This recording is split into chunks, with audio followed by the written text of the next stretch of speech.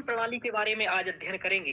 कल हम लोगों ने पढ़ा था इससे पहले कि अखिल भारतीय न्यायिक सेवा क्या है, और दूसरा पढ़ा था न्यायिक सक्रियता और न्यायिक अतिक्रमण क्या है। उसके बाद आज हम लोग पढ़ रहे हैं कॉलेजियम प्रणाली क्या है और न्यायिक नियुक्तियां क्या हैं, कैसे होती हैं, यानी कि न्यायाधीश कैसे बनते हैं। हम लोगों ने थोड़ा सा अधीनस्थ न्यायालयों के बारे में तो कल देखा था, ठीक है ना, अखिल भारतीय न्यायिक सेवा के संदर्भ में। जी सर। ठीक है रोशनी जी? जी सर। लेकिन सुप्रीम कोर्ट की और हाई कोर्ट में कैसे न्यायाधीशों की नियुक्ति होती है, इसके बारे में जानेंगे। और ये एनजेक नाम की चीज क्या है, यानी कि अखिल भारतीय न्यायिक आयोग यानी न्यायिक नियुक्ति आयोग, ये क्या है। देखो अब आपको एक में महत्वपूर्ण क्वेश्चन दिख रहा होगा सामने, तो इन तीनों टॉपिक्स की बात करेंगे। क्वेश्चन आपको एक सामने दिख रहा है, क्या दिख रहा है, पढ़ के बताइए मुझे। भारतीय उच्चतम न्यायपालिका में न्यायाधीशों की नियुक्ति के संदर्भ में राष्ट्रीय न्यायिक नियुक्ति आयोग अधिनियम 2014 पद सर्वोच्च न्यायालय के निर्णय का समालोचनात्मक परीक्षण करें। आप देखो ये कौन सी डेट लिखी है, 2014। ये कौन सी लिखी है, 2017। कितने साल का करेंट करके जाना है, 3 साल। 3 साल का। हाँ मतलब ये क्वेश्चनों से पता कर लिया जाता है कि कंटेम्पररी इशू पूछे जाते हैं ना कि सर करेंट अफेयर। ये समझ में आ बहुत रहा है? ज़्यादा चर्चा में रहा था, तो हाँ। यूपीएससी को भी पता था, सब तैयार करके घूम रहे हैं, बाद में पूछ दिया। ऐसा ही होता है यूपीएससी का। तो आपको करंट अफेयर 3 साल पहले का आना चाहिए, तो आपको कोई दिक्कत नहीं है, चूंकि आपके सर 2019 से पढ़ रहे हैं, तो उन्हें मालूम है आपके सर को कि क्या क्या 2019 से 2024 तक चर्चा में रहा है, बड़ा बड़ा चीजों भी कुछ बड़ा बदलाव हुआ है। तो मैं आपको यहाँ तक कि वो भी करा दूंगा, जम्मू कश्मीर का 370। समझ में आ रहा? हाँ। जो कि कब हुआ था, कितने तारीख को हुआ था जम्मू कश्मीर रोशनी? सर 31 अक्टूबर। 5 अगस्त सितंबर नहीं, अगस्त। 5 अगस्त को हुआ था 2019। हाँ तो 2019 तब से है, और तभी मेरा जिला बना था, मेरा नया जिला जिसका मैं हूँ, तो है ना, उस तभी से मुझे याद है। चलिए आगे चलते हैं। तो अब आप इससे मतलब एक आपको महत्वपूर्ण प्रश्न का उत्तर मिल गया, कंटेम्प्रेरी इशू तैयार करने हैं 4-5 साल में जो बड़ी बड़ी बड़ी मुद्दे हैं, इससे मालूम चल गया यूपीएससी के तथ्य से। क्वेश्चन देखो, कह रहा है जो न्यायाधीशों की नियुक्ति के संदर्भ में राष्ट्रीय न्यायिक नियुक्ति आयोग के सर्वोच्च न्यायालय ने जो निर्णय दिया उसकी समालोचनात्मक बात करें। समालोचनात्मकता की एक तो ऐसा करना गलत किया, मतलब विपक्ष में इसके तर्क और पक्ष में तर्क, ये देना है आपको। तो ये उत्तर आप लोगों को लिखना है, ये आपके सामने चुनौती है, ये उत्तर आपको लिख करके मुझे दिखाना है, ठीक है ना। अब आपसे क्या उत्तर बनेगा, अभी क्या है, इस गवर्नमेंट ने इसने इसकी चर्चा की और कई लोगों ने इसकी सिफारिश पुनः की है। समझ में आ रहा बात? हाँ सर। हाँ, और ये मोदी जी के अहम को चुनौती दे रहा है, मतलब ये बात है पॉलिटिकल, अहम को चुनौती दे रहा है मोदी हाँ जी सर। कि पूर्ण बहुमत होने के बाद एक एक का काम करना चाह रहे हैं, तो ये एक नियुक्ति आयोग का नहीं बन पा रहा है सिस्टम मोदी जी का, तो ये अहम को चुनौती दे रहा है, यानी कि मोदी जी ये बनवा के रहेंगे अगले 4-5 साल में, ठीक है, और ये करंट में रहेगा। मान लो कुछ लोग कह रहे हैं कि 400 पार, और यदि ऐसा हो गया तो बन के ही रहेगा ये, और यदि ऐसा बन गया, कुछ हो गया, जो भी है, लेकिन ये विवादित तो जरूर रहेगा, तो आपके लिए बहुत इंपॉर्टेंट रहेगा जब तक आपका सिलेक्शन नहीं हो रहा है, ठीक है ना। जी सर। तो पहला मैंने बताया अखिल भारतीय न्यायिक सेवा रहेगा, दूसरा मैंने बताया ये रहेगा, और तीसरा महिलाओं के प्रतिनिधित्व की बात आ जाऊंगी करूंगा, तो उसको देख लेता हूं। अब बात ये है, हम लोग ये देखेंगे कि नियुक्ति हेतु संवैधानिक प्रावधान क्या है, यानी कि हाई कोर्ट की नियुक्ति और सुप्रीम कोर्ट की नियुक्ति के लिए पहले तो देखो कि संविधान क्या कहता है। समझ में आ रहा मंजू जी? संविधान क्या कह रहा है इस बारे में? हाँ, हम लोग सार्थक बात करेंगे, तो आप लोग भी बोलते रहिएगा, कोई दिक्कत नहीं है, 4-5 लोग हो आराम से बात करते हुए जाएंगे, सार्थक हम लोग परिचर्चा करेंगे, तो जिससे लेक्चर भी इंटरेस्टिंग रहेगा हम लोगों को रिवीजन करने में। चलिए, तो नियुक्ति हो तो संवैधानिक प्रावधान क्या है, आप लोगों को याद होगा तो बताओ कौन कौन से अनुच्छेद हैं, बोलिए। सर किसका बताना है, सुप्रीम कोर्ट? सुप्रीम कोर्ट का बताइए। सर 124 से 147।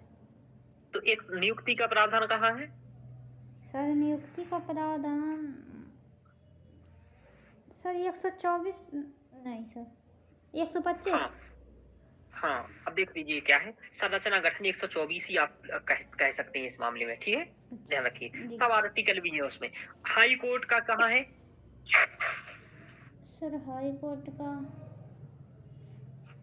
217। और इसका क्या कह सकते हैं आप? अधीनस्थ न्यायालय का 233। ये तीनों आर्टिकल बहुत इंपॉर्टेंट है, इसलिए याद रखना है, ठीक है ना? और 124 का उल्टा करके 142 पूर्ण न्याय का याद रखिएगा। तो न्यायालय के संदर्भ में ये 4 आर्टिकल आपको बहुत ज्यादा ध्यान रखना है, ठीक है ना? जी सर।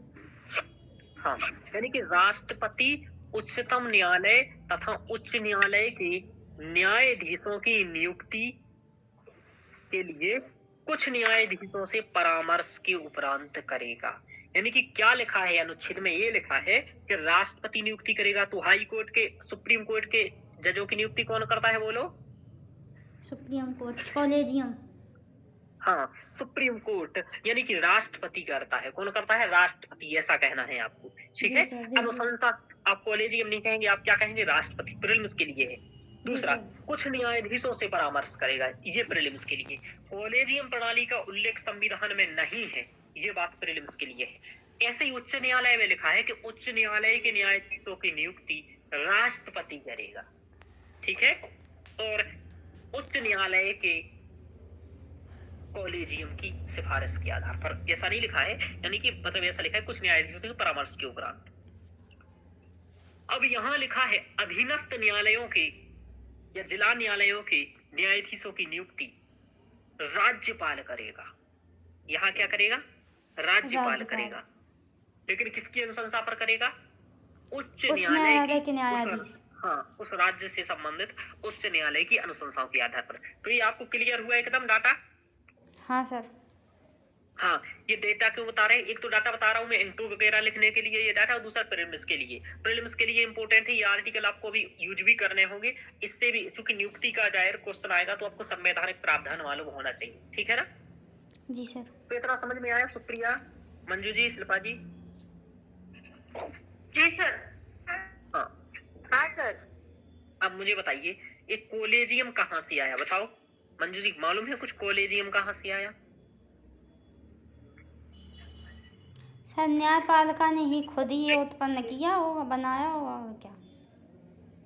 जब संविधान में तो उल्लेखित नहीं है, विधायिका बनाएगी नहीं। मंजू जी, आपको कुछ मालूम है कॉलेजियम के बारे में? नहीं सर, मेरे को आइडिया नहीं। कैसी बना? कुछ कभी भी सुना हो? शिल्पा जी, कभी भी सुना हो? सर जब ये विवाद हुआ था तब सुनने में आया था, पहले मेरे को नियुक्तियों से संबंधित कुछ ज्यादा आइडिया था नहीं सर। ठीक है, चलिए। कॉन्सेप्ट। हाँ, रोशनी जी, आपको कुछ मालूम है? नहीं सर, मालूम तो कुछ नहीं है। देखो, कॉलेजियम क्या है, सबसे पहले ये समझो ये आया कहाँ से है। जी। क्योंकि नियुक्ति का तो संविधान में लिखा है। हाँ, देखो यहाँ एक शब्द लिखा है जो हम लोगों ने आपको पढ़ाया, संवैधानिक प्रावधान, परामर्श शब्द। क्या लिखा है? परामर्श शब्द। और परामर्श शब्द की व्याख्या किसको करनी थी? सुप्रीम कोर्ट को। Supreme court. हाँ सर, सुप्रीम कोर्ट को। कि परामर्श का अर्थ क्या होगा? विवाद यही आ गया शुरुआत में। परामर्श का मतलब क्या होगा? तो अब संविधान की व्याख्या कैसे? अब जैसे आप जब कभी बताओ, कहीं जगह पर आवश्यकता पड़ेगी कि सर्वोच्च न्यायालय संवैधानिक व्याख्याकार है, ठीक है? तो उदाहरण ये दे सकते हो कि जैसे परामर्श शब्द का यह व्याख्या किया कि परामर्श का मतलब बाध्यकारी निर्णय, बाध्यकारी है बात मानना। परामर्श का मतलब बाध्यकारी। समझ में आ रहा? ये व्याख्या किया इसने। जैसे और तर्क तो ये भी हो सकता है, जैसे आपको बताऊं, वहां भी लिखा हुआ है अनुच्छेद 74 में ए में कि मंत्री परिषद की के परामर्श से कौन कार्य करेगा या सलाह से राष्ट्रपति कार्य करेगा। तो यदि वहां परामर्श बाध्यकारी हो सकता है तो न्यायालय ने कहा यहाँ भी बाध्यकारी होगा। हाँ, ऐसे मतलब बाद में तर्क दिए। लेकिन ऐसा पहले न्यायालय में ऐसा नहीं कहा। पहले केस में उसने पहला केस हुआ इससे संबंधित 1981 में। डेट वेरी वेरी इंपोर्टेंट है। कब हुआ बोलो? 1981। 1981। 1981 में हुआ। इसे कहा जाता है फर्स्ट जज केस। यानी इंग्लिश में ही लिखना है फर्स्ट जज केस, ठीक है। प्रथम जी जज केस, आप हिंदी लिखना चाहो तो प्रथम जज केस, द्वितीय जज केस, प्रथ- तृतीय जज केस। प्रथम न्यायाधीश बाद। ऐसा नहीं नहीं नहीं, इतना प्रथम जज हिंदी केस, करेगा तो खुद निकल कर हाँ जाएंगे। इतना हिंदी भी नहीं करना है जी सर। क्योंकि ये फर्स्ट लिखना ज्यादा इंग्लिश सा लग रहा है, तो इसलिए प्रथम कर दीजिएगा, बाकी जजेस केस कर दीजिएगा। समझ में आ रहा है? जी तो सर। या फिर ये भी लिखेंगे चलेगा, है ना।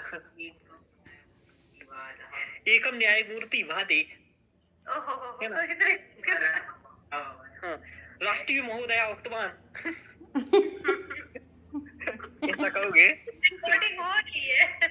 हाँ, संस्कृत मंजू जी। ऑप्शनल मत लिखना आप लोग। चलिए, तो निर्णय ये दिया ये फर्स्ट जज केस में एम और एसपी गुप्तावाद हुआ था ये, तो फर्स्ट जज केस एसपी गुप्तावाद, इसमें ये निर्णय दिया गया, निर्णय इंपोर्टेंट है, रोचक है, कि राष्ट्रपति मुख्य न्यायाधीश द्वारा दिए गए परामर्श को ठोस कारण देते हुए अस्वीकार भी कर सकते हैं। फॉर एग्जाम्पल कि न्यायाधीश ने कहा इन 5 लोगों को नियुक्त करना है, राष्ट्रपति को ऐसा लगा कि इन 5 में से एक व्यक्ति भ्रष्ट है, दुष्ट है, ठीक है,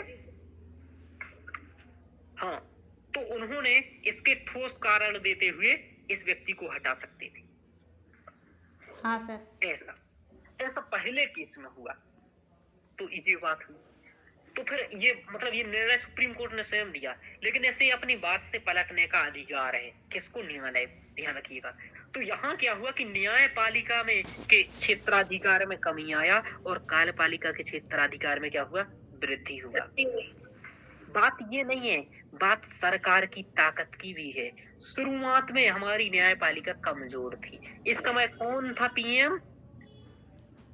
इस समय sir Indira iron Gandhi. Lady of India, Indira Gandhi, सबको का दूध याद दिलाने वाली महिला। चलिए, उसने आकर के इंदिरा गांधी जी का काल था और इस समय न्यायपालिका भी थोड़ा ढंग से रहती थी, है ना। तो ये है, हाँ, तो न्यायपालिका की मतलब कमजोर हुआ और कार्यपालिका को ज्यादा शक्ति मिला। लेकिन दूसरा केस हुआ इन माताजी और बेटाजी के निपटने के बाद 1993 में, यानी कि दोनों लोगों की मृत्यु हो गई। ये शोक करने वाली बात है, चूंकि ऐसा होना नहीं चाहिए कभी, है ना, गलत बात है। हाँ, तो 1900, चूंकि कुछ लोगों के प्रतिनिधि और जनप्रतिनिधि मतलब लोक राजो ही परमेश्वर। हाँ, तो सेकंड जज केस आया और इसमें क्या निर्णय दिया गया कि 2 वरिष्ठतम न्यायाधीश और 1 मुख्य न्यायाधीश, यानी कि मुख्य न्यायाधीश हो गए और 2 वरिष्ठतम न्यायाधीश होंगे, यानी कि टोटल 3 लोग की सलाह से नियुक्ति करेगा और ये सलाह बाध्यकारी होगी। समझ में आया? जी। हाँ, तो देखो गवर्नमेंट का ही प्रभाव रहता है, तो ये मैंने गवर्नमेंट का बताना जरूरी नहीं था, बस इसलिए बताया कि आपको डेट याद रहे। समझ में आ रहा? हाँ सर। कि 81, 93 और 98, 3 डेट याद रहे, बाकी तो आप फर्स्ट जज के, सेकंड जज के, थर्ड जज केस याद रहेगा ही, ठीक है ना। हाँ तो सर। सेकंड जज केस में क्या हुआ? तीन वाद हुए थे सर जी, 3 वाद हुए थे, ठीक है, तो 3 ही वाद हैं और तीनों का नाम फर्स्ट, सेकंड और थर्ड है। बस डेट याद रखना है 81, 93, 98। तो 93 में ये आया तो सेकंड जज केस था और इसमें यही दिया गया कि भाई 2 वरिष्ठतम न्यायाधीश और 1 मुख्य न्यायाधीश, यानी कि टोटल 3 लोग एक सूची बनाएंगे और दे देंगे राष्ट्रपति को कि इनकी नियुक्ति आपको करनी है, तो राष्ट्रपति उनकी नियुक्ति कर देंगे। राष्ट्रपति बेचारा दोनों जगह से केवल कठपुतली है, न्यायपालिका भी वापस नहीं करने देती है और इधर से प्रधानमंत्री भी। तो ऐसा, तो फिर बात यही प्रश्न आता है कि राष्ट्रपति के पद का औचित्य क्या है। ये क्वेश्चन पेपर में पूछा जाता है कि जब तुम लोग रोज रोज यही सोच रहे हो पूरा पॉलिटी पढ़ के कि इसका तो कुछ नहीं है, तो पूछता है इसके पद के औचित्य और भूमिका का वर्णन कीजिए। हाँ सर, होना तो चाहिए। चलिए, तो मुख्य न्यायाधीश, और एक बात मैं आपको बताता हूँ, एक सुप्रीम कोर्ट के न्यायाधीश ने अपने पद से इस्तीफा दे करके राष्ट्रपति के चुनाव को लड़ने का प्रयास किया था। मुख्य चुनाव आयुक्त टीएन शेषन ने भी ये काम करने का प्रयास किया था। तो यदि राष्ट्रपति के पद में कुछ नहीं है तो ये लोग क्यों गए थे? इसका मतलब यह तथ्य स्पष्ट करता है कि राष्ट्रपति के पद का औचित्य है। नाम है बताओ। सर, और क्या है, नाम के लिए गए। नाम नहीं, हाँ। काम भी है। आज मान लो मैं एक व्यवहारिक स्थिति और बताता हूँ। पैसा अच्छा है सर। आज भारत की द्रौपदी मुर्मू कहती हाँ सर। चुनावों से बस 1 महीने पहले लोकसभा के कि मैं पिछले 1.5 साल से बहुत ही कष्ट सह रही हूँ और जो पिछड़ी जातियों का एसटी एससी ओबीसी का अपमान मैंने इस बीजेपी सरकार में सहन किया है और हमारे साथ जो दुर्व्यवहार किया है, आज तक मैंने इससे भ्रष्ट निकम्मी और कोई सरकार, ये कथन हो जाए तो आप देख लीजिएगा कम से कम 40 से 50 सीट और आधे मतलब 20 से 30% वोट कट जाएगा बीजेपी का इसी बात। सर ऐसा क्यों करेगा सर? महामहिम ऐसा करता नहीं है। क्या? महामहिम तो ऐसा करता नहीं है। अरे कह दे इस्तीफा देने के बाद तो कोई क्या कर लेगा? मतलब राहुल गांधी कर खरीद कैसे ले। नहीं अभी लेगा आज का मुद्दा यही है सर। एक हाँ ऐसा बोलना इसका मतलब है वो खुद के बारे में ऐसा बोल रहा, खुद के बारे में बोलना नहीं, इस्तीफा दे करके देखो सब संभव है। मैं आपको बताऊं अभी एक परसों का मुद्दा मैं बताता हूँ क्या हुआ। अभी क्या मुद्दा देखा जा रहा है। पद पर रहते हुए है वो पद और गोपनीयता की शपथ लेते हैं ना, तो पद पर रहते हुए नहीं बोलते हैं। पद हर से इस्तीफा, वही तो मैं कह रहा हूँ, इस्तीफा देने के बाद ही ऐसी चीजें उजागर होती है, चाहे कोई सा भी पद हो। वही तो, जैसे अभी राज्यपाल का मामला नहीं देखा था आपने? अभी वो राज्यपाल बोलते रहे थे, कौन था उनका नाम? अभी वो जम्मू कश्मीर से पहले हाँ वो राज्यपाल बोलते थे, तो वही वाली बात। हमारे यहाँ के सर वो क्या नाम है सर उसका? हाँ कोई राज्यपाल। तो इसका मतलब आप समझ रहे हो बीजेपी की आधे वोट, बहुत सारे वोट कट जाएंगे। प्रभाव रहा कि नहीं रहा? बहुत प्रभाव है भाई। ये लगा ही है ओबीसी और क्या, ये लगा ही है राहुल गांधी। ये बहुत बड़ा तर्क। ये अभी मामला क्या है, क्या मामला आया आप लोगों को दूसरा बता देते हैं। ये हमारे उन्होंने नहीं सोचा था कि हमारे सांसद पैसे लेकर के विपक्ष का समर्थन कर देंगे, ये हो रहा है। तो ये मुद्दा आया। हाँ हाँ हाँ क्रॉस वोटिंग वाला सिस्टम, अभी ये आया मुद्दा। तो ये हमारे हाँ हाँ तो ये मुद्दा अभी चल रहा है। तो जो सांसद कर सकता है तो राष्ट्रपति क्यों नहीं? बताओ तो, सांसद में से के लेवल का तो कोई व्यक्ति राष्ट्रपति बनता है, डायरेक्ट थोड़ी ना बनता है कोई। तो कुल मिला के तो समझ में आ रहा। तो ये दिखाता है कि राष्ट्रपति के पद का औचित्य, हालांकि राष्ट्रपति के पद के औचित्य की बात नहीं कर रहे हैं, लेकिन जब लिखना है ना तो ऐसे तर्क देना होते हैं ना, क्योंकि वो संवैधानिक प्रमुख है भाई। ठीक है चलिए आगे चलते हैं। तो मुख्य न्यायाधीश वरिष्ठतम न्यायाधीशों की सलाह से अब थर्ड जज केस में 1998 में क्या निर्णय दिया गया है ना, अटल बिहारी वाजपेयी। ठीक है ना, चलिए शायद अभी नहीं आए थे। चलिए तो थर्ड जज केस में मुख्य न्यायाधीश और अन्य 4 कहा कि एक तो मुख्य न्यायाधीश होगा और अन्य 4 न्यायाधीश होंगे। इनकी सलाह से लिस्ट बनेगी और वो लिस्ट बन के दे दी जाएगी राष्ट्रपति को। राष्ट्रपति क्या करेगा? नियुक्ति, और वो भी बाध्यकारी होगी। तो यही प्रक्रिया वर्तमान में भी लागू है और इसी को कहते हैं कॉलेजियम प्रणाली। यानी कि आज यदि सुप्रीम कोर्ट के न्यायाधीश की नियुक्ति करनी है तो एक मुख्य न्यायाधीश और 4 वरिष्ठतम न्यायाधीश मिलकर के एक लिस्ट बनाएंगे और नियुक्ति प्रक्रिया के लिए लिस्ट दे देंगे राष्ट्रपति को। राष्ट्रपति नियुक्ति करेगा। ठीक है मंजू जी, समझ में आया ये बात? जी सर। शिल्पा जी, सुप्रिया, समझ में आया? हाँ सर। कितने लोग करेंगे नियुक्ति इसमें? 4 लोग सर, 5 लोग सर। हाँ 5 एक मिला मुख्य 5 लोग न्यायाधीश करेंगे और 4 वरिष्ठतम न्यायाधीश। हाँ आगे चलते हैं। तो ये लेकिन उच्च न्यायालय के मामले में कॉलेजियम में थोड़ा सा अंतर है। तो देख लो उच्च न्यायालय में अभी भी ये 3 वाला सिस्टम है कि एक मुख्य न्यायाधीश और 2 वरिष्ठतम न्यायाधीश सलाह देंगे तो सर्वोच्च न्यायालय के पास आएगी और कॉलेजियम। हाँ सर मुख्य न्यायाधीश मतलब हाई कोर्ट का एक मुख्य न्यायाधीश और हाई कोर्ट के ही 2 वरिष्ठतम न्यायाधीश जी। अच्छा, इनकी सलाह पर क्या होगा? सर्वोच्च न्यायालय के कॉलेजियम को भेजते हैं। अच्छा, जो ये 5 जजों की जो ये 5 हाँ। जजों की कॉलेजियम है इसको भेजते हैं। हाँ, इसको भेजेंगे 5 जजों वाली को। ये 5 जज वाली राष्ट्रपति को दे देगी और राष्ट्रपति नियुक्त कर देगा। ठीक है? हाँ सर। और प्रीलिम्स के लिए सबसे बड़ा फैक्ट है कि उच्च न्यायालय की नियुक्ति भी राष्ट्रपति ही करता है। ठीक है? हाँ सर। और 90% लोग इस क्वेश्चन को गलत करके आते हैं, क्योंकि उन्हें लगता है लेबल मिलाते हैं ना वो कि राज्य से राज्यपाल हाँ ठीक है, सर।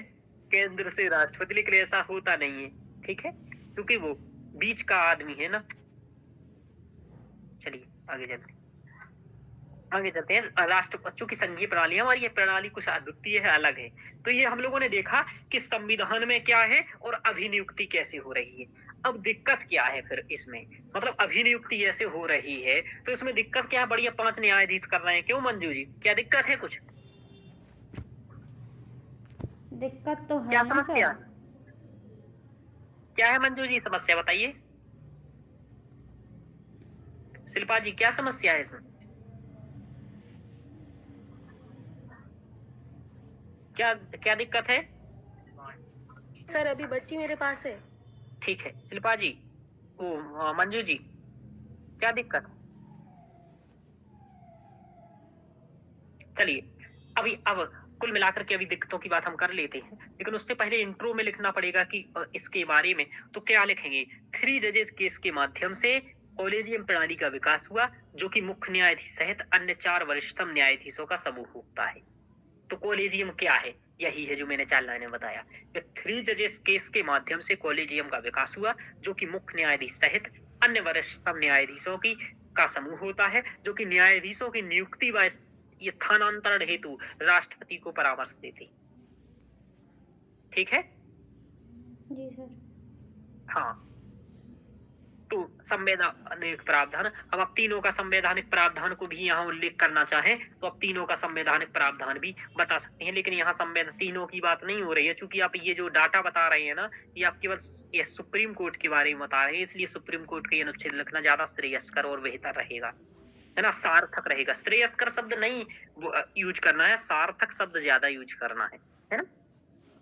जी सर। सारभूत भी कर सकते हो इसके लिए अनुप्रयोग, और ऐसे शब्दों को लिखना है क्योंकि यह आपकी वाणी में आ जाना चाहिए, बोलने में आना होगा। चलिए अब बात यह है कि क्या चुनौतियां हैं, बोलो रोशनी जी चुनौतियां। सर एक तो ये कॉलेजियम में है। क्या दिक्कत है? क्या सर? कॉलेजियम में दिक्कत क्या है? अब सर वही हो गया, एक तो अंकल जज सिंड्रोम। ठीक है, एक तो हो गया अपारदर्शिता। क्या? हाँ सर, अपारदर्शिता और अजवाबदेहिता। अपारदर्शिता, ठीक है, और दूसरा हो गया जो अंकल जज सिंड्रोम का पॉइंट एक लिखो, उदाहरण दिया करो उसको। इसको भाई कहते भतीजा, हैं भाई भतीजावाद। इसको कहते हैं निष्पक्षता का ना होना, है ना। हाँ सर। निष्पक्षता का ना होना, ठीक है। और बोलो, और क्या होगा? और बताइए। अपारदर्शिता और निष्पक्षता का ना होना, और बताइए। यहाँ अंकल जज वाली बात लिख सकती हैं आप, जज सिंड्रोम, अंकल जज सिंड्रोम लिख सर सकती हैं। और बोलो। अजवाबदेहिता। सर कोई जवाबदेहिता नहीं है, मतलब। हाँ, जवाबदेहिता रही है कि भाई किसको चुन रहे हो और कैसे चुन रहे हो, हाँ। है ना, कि किस आधार पर चुन रहे हो, ठीक है, किस आधार पर चुन रही हो, ये नहीं। इससे भ्रष्ट ये क्या कहता है? ये स्वेच्छाचारिता को बढ़ावा देता है। किसको देता है? हाँ सर, स्वेच्छाचारिता को बढ़ावा। यहाँ स्वेच्छा से भी निर्णय ले सकता है, इसको नहीं करना, इसको समझ में आ रहा है? तो ऐसे शब्द आपके दिमाग में आना चाहिए। ये भेदभाव पूर्णता को बढ़ावा दे सकते हैं, भेदभाव हो सकता है, अपारदर्शिता है तो यहाँ भेदभाव भी हो सकता है। और बताइए क्या है चुनौती, और क्या है इसमें दिक्कत, और क्या है? सर भाषा नहीं आ रही है, लेकिन एक पॉइंट मतलब अपनी भाषा में बता रहे हैं कि जैसे जज हैं और जज ही स्वयं खुद ही जजों को चुन रहे हैं, जबकि ये इनका कार्य नहीं होना चाहिए खुद को ही चयनित करना। मतलब ये तो अलग बॉडी होना चाहिए इनको चुनने के लिए। एसओपी के विरुद्ध, सेपरेशन ऑफ पावर के विरुद्ध है। न्यायाधीशों की नियुक्ति न्यायाधीशों द्वारा, ऐसा लिखना है। हाँ अच्छा, शक्ति पृथक्करण के विरुद्ध। हाँ, न्यायाधीशों की नियुक्ति न्यायाधीशों द्वारा। ये गलत बात है भाई। खुद की नियुक्ति खुद कर रहे हैं, क्योंकि शक्ति पृथक्करण सिद्धांत की 3 मूल बातें। वो हाँ। कहता है एक व्यक्ति एक ही अंग का हिस्सा हो, एक व्यक्ति एक ही अंग में कार्य करे, लेकिन ये तो 2 कार्य कर रहा। हाँ सर।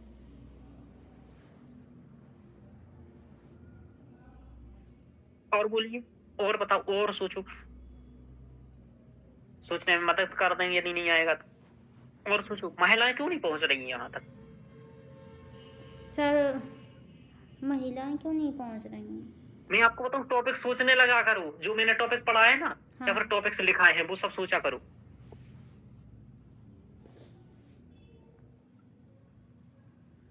और बोलो, महिलाएं क्यों नहीं पहुंच रही? क्यों ना मानो? इसमें एक तो क्या सर- दिक्कत है? मतलब ये एक तो क्या सर कर रहा है? शोषण हो इसके जो जाएगा लोग ना, हैं, ये सर। क्यों नहीं पहुंचने लगे? बात के कारण लेके लाए इसमें। सर महिलाओं में शोषण आ जाएगा।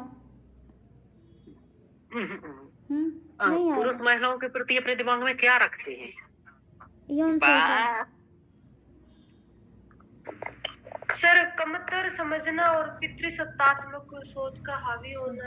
सोच है ना, प्रतिसत्तात्मक सोच इसमें बहुत बड़ी होती है, और सबसे प्रतिसत्तात्मक सोच इसमें हो जाता है, बहुत महत्वपूर्ण हो जाता है, ध्यान रखिएगा, है ना। और बताओ, और मान लो प्रतिसत्तात्मक ठीक है, सोच है क्या? और दूसरा सर एक प्रक्रिया जो है वही समय तो महिलाओं को हाँ। वही है सर कि घरेलू जिम्मेदारियों के चलते इसकी जो Very good. प्रक्रिया है उसको पूर्णतः वो महिलाएं हैं उसमें भागीदार नहीं हो पाती हैं। हाँ। अपने करियर, है ना, कार्य को क्या बोलते हैं? अच्छी भाषा में कार्य को क्या बोलते हैं? सर ये पितृसत्तात्मक सोच में इसको उदाहरण दे देंगे हाँ, तो ज्यादा सही रहेगा शायद। प्रतिसत्तात्मक सोच को ये नहीं, आप ये कहते हैं उसको अच्छा। कर्तव्य, है ना। हाँ, नहीं, गृही कर्तव्य तो ये कि करियर के प्रति, या फिर इनका जो लक्ष्य होता है करियर ही बोल दो, करियर के प्रति, है ना, पूर्ण ध्यान ना दे पाना, पूर्ण ध्यान ना देना, ध्यान न देना या फिर पूर्ण दे पाना, है ना, क्या पूर्ण अवसर ना होना, ऐसा भी कह सकते हो आप। पूर्ण अवसर ना होना, अवसर ना होना। और इसका सबसे बड़ा क्या कारण है? गृहीय कार्य, घर के कार्य करती रहती हैं। हाँ। अब एक बात और मुझे बताओ, कि आपने एक बात और मुझे पॉइंट बताओ, सोचो और सोचो, क्या सकते हो? सोचो क्या?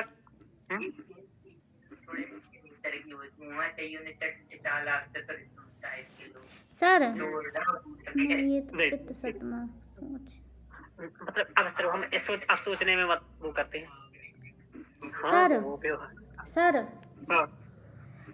कॉलेजियम प्रणाली मतलब जो 5 जज होते हैं उसमें 1 या 2 महिलाओं को आरक्षण होना चाहिए कि वो उसमें सम्मिलित हों। Very good. तो आरक्षण होना चाहिए, आरक्षण नहीं है, आरक्षण नहीं है तो हाँ, तो आरक्षण का ना होना। जैसे अभी सर्वोच्च न्यायालय में 3 महिलाएं हैं, तो ये भी तो हो सकता है कि 2 का आरक्षण कर दो। मैं यही बात कह रहा था आप लोगों से। ये सोचो, पॉइंट कहाँ से सोचे जाते हैं मैं बता देता हूँ। अधीनस्थ, आपने सरपंच पति सुना है कभी? हाँ सर। इसको क्या मतलब होता है इसका? सर महिला सरपंच होती है और हस्बैंड उसका सब काम करता है। इसमें होता है ना पार्षद पति, सरपंच पति, प्रधान पति। तो कम से कम सरपंच पति बन तो पाई, तो यहाँ पर सरपंच पति कैसे बन पाई? क्या किया सरकार? आरक्षण। तो यहाँ भी आरक्षण होना चाहिए।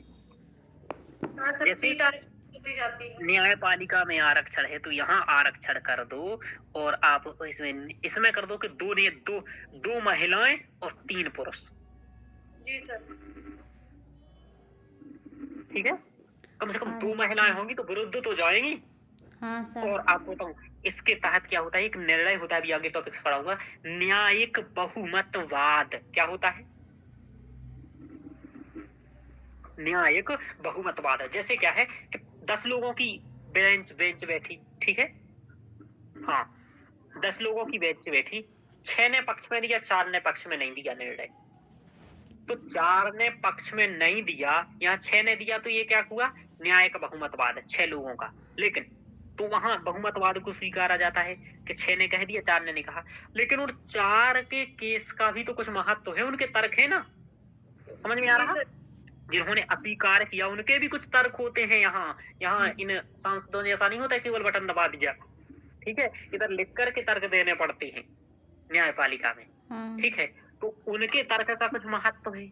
और ऐसा कई केसों में देखा गया है कि जिन न्यायाधीशों ने किसी चीज के विरुद्ध निर्णय दिया था और बाद में जाकर के सुप्रीम कोर्ट ने उन्हीं विरुद्ध न्यायाधीशों के निर्णय को पलट दिया, और जिसने विरुद्ध दिया था उसको सही कहा और जिसने सही दिया था उसको विरुद्ध कहा।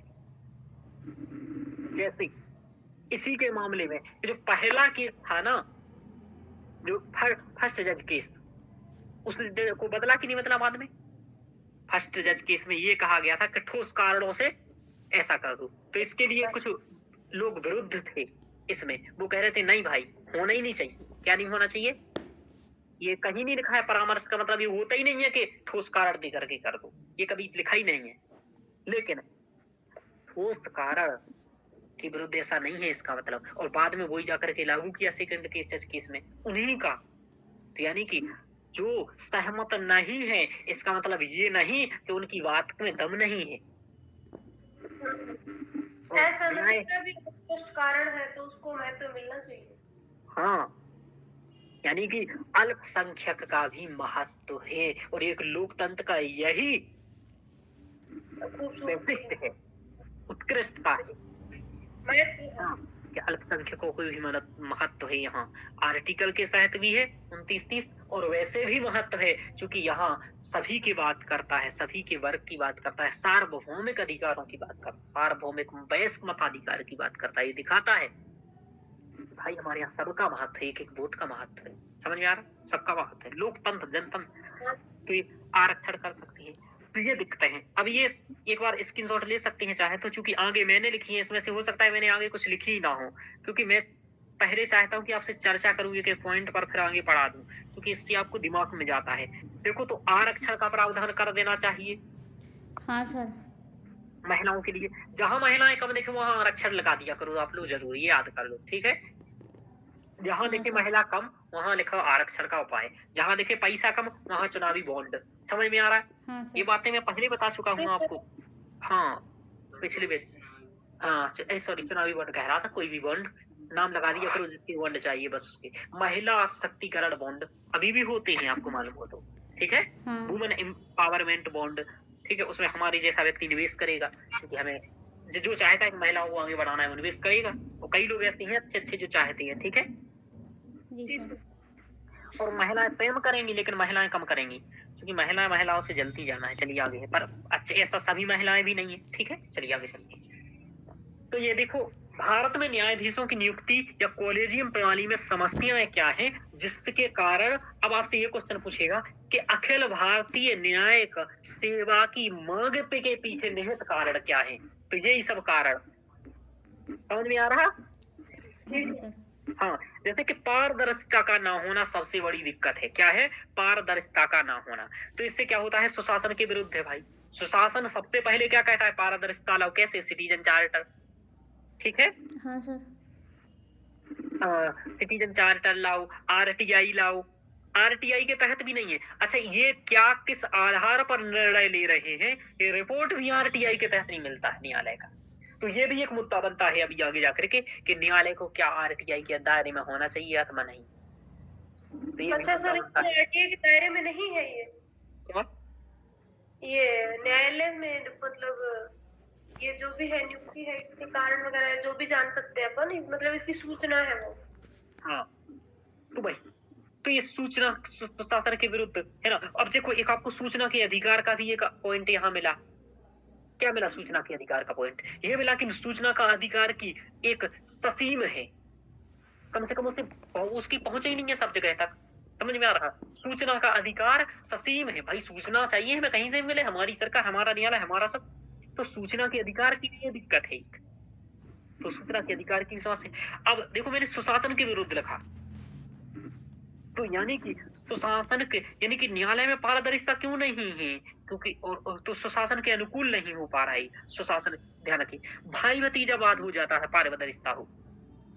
क्योंकि मैं आपको बताऊं, एक स्टील का गिलास आपको मैंने पढ़ाया था, आपने देखा नहीं, स्टील का गिलास हो तो पता चलेगा आदमी को कि कितना जल भरा है इसमें, नहीं सर। लेकिन कांच का होगा तो मालूम चलेगा। याद आ गया सुप्रिया? हाँ, हाँ वो सर। उसने उसमें बना था। तो भाई जब ये कितना भी आप दे दो, और हो सकता है कभी कभी आपने ऐसा भी कर लेते हैं लोग कि पानी की जगह दूध पी जाते क्योंकि दिखता नहीं है। समझ में आ रहा?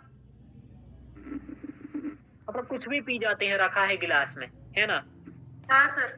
हाँ, पता ऐसा ही कभी कभी नहीं होता चलता है। क्या पी रहे हैं, कोक पी रहे हैं कि कोक की जगह कुछ और पी रहे हैं। हाँ, कुछ भी पी जाते हैं तो पता नहीं चलता है क्या पी रहा है, या दारू पी रहा है या क्या पी रहा है। स्टील के गिलास में लिया कोई कह ही नहीं सकता, वो तांबे के में लिया वो दारू भर के कोई सोच भी नहीं सकता है। समझ में आ रहा है? हाँ सर। तांबे के गिलास में कोई ले आया भर के, कोई जीवन में नहीं सोचेगा ये दारू पी रहा होगा।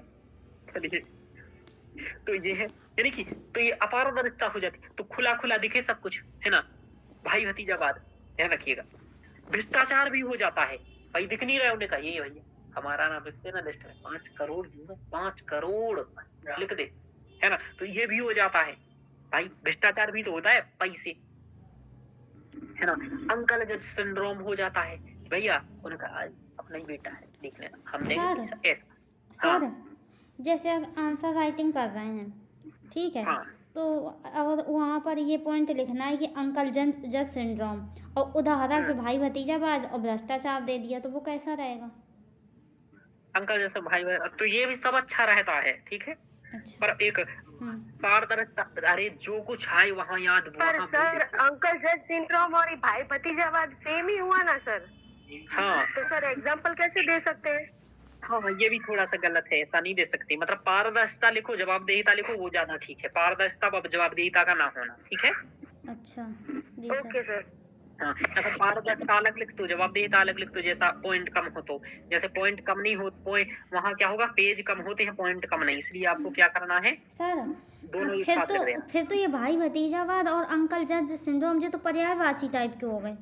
तो पर्यायवाची ही है एक, बस मतलब ये भाई भतीजावाद का मतलब होता है भाई और भतीजे को बनाना, और अंकल जज को होता है कि अंकल का बस रिश्ता बदला है, बस ये चीज है की। ठीक है सर। अच्छा अच्छा, वो एक ही होता है, तो मान लो ऐसा, मतलब वही सब मतलब परिवारवाद है ना? हाँ सर। वंशवाद या परिवारवाद भी लिख सकते हो, ठीक है? जी। पूर्वाग्रह, पूर्वाग्रह पारदर्शिता में देखो, अब जैसे मैंने कल एक उदाहरण दिया था, ये लिखा है ना, शत्रुघ्न पाठक बैठे हैं, अब आप गए हैं इंटरव्यू देने, आपका नाम है कुछ भी मान लो, हाँ ढिकाने सिंह मौर्य, फलाने से है ना, कुछ भी। अब उसने देखा अरे बाप रे ये आ गया, अब उसने वहीं कम कर दिया, तो ये बहुत चल जाता है यहाँ पूर्वाग्रह, सुशासन के विरुद्ध है ये, ठीक है? तो ये तो ये सब चीजें आपने देखा कि ये है। अब आपसे इससे मालूम चलता है कि बहुत बहुआ है, मैं सोचती हूँ, ठीक है ना? हाँ सर। ये पारदर्शिता, तो आपके ये सर एक एक चीज सोचते रहते हैं फिर लिखते हैं ये चीजें। वैसे आपको बताऊं ज्यादा टाइम नहीं लगता है, मैं जब लिखता हूँ तो जल्दी जल्दी सब कुछ लिख देता हूँ। जवाबदेहिता का ना हो, बस फैक्ट ढूंढने में और रिपोर्ट ढूंढने में टाइम लगता है। जवाबदेहिता का ना होना, जैसे जवाबदेहिता नहीं, जवाबदेहिता का मतलब होता है अपने कार्य के लिए उत्तर देना। जैसे कि आपको कोई कार्य कहा तो आपको कार्य करना है और उसका उत्तर भी देना है, तो ये जवाबदेही होती है। लेकिन यहाँ कोई जवाबदेही नहीं है। जैसे कि योग्यता निर्धारण कैसे की भाई आपने, कैसे देखा ये 5 ठीक है, दूसरे उसको कैसे नकारा। और इसी के मामले में एक बार क्या हुआ, इससे आप इसका उदाहरण ये दे सकते हो कि जब क्या हुआ था कि निर्णय न्याय ये है कि जो वरिष्ठतम न्यायाधीश हैं वही लोग क्या करें, ऐसा उन्हीं की मुख्य उन्हीं को मुख्य न्यायाधीश बनना है। समझ में आ रहा क्या निर्णय है कि जो वरिष्ठतम न्यायाधीश हैं वही क्या बने, मुख्य न्यायाधीश बनेंगे। हाँ। ठीक है, समझ में आ रहा, उन्हें वरीयता दी जाएगी। लेकिन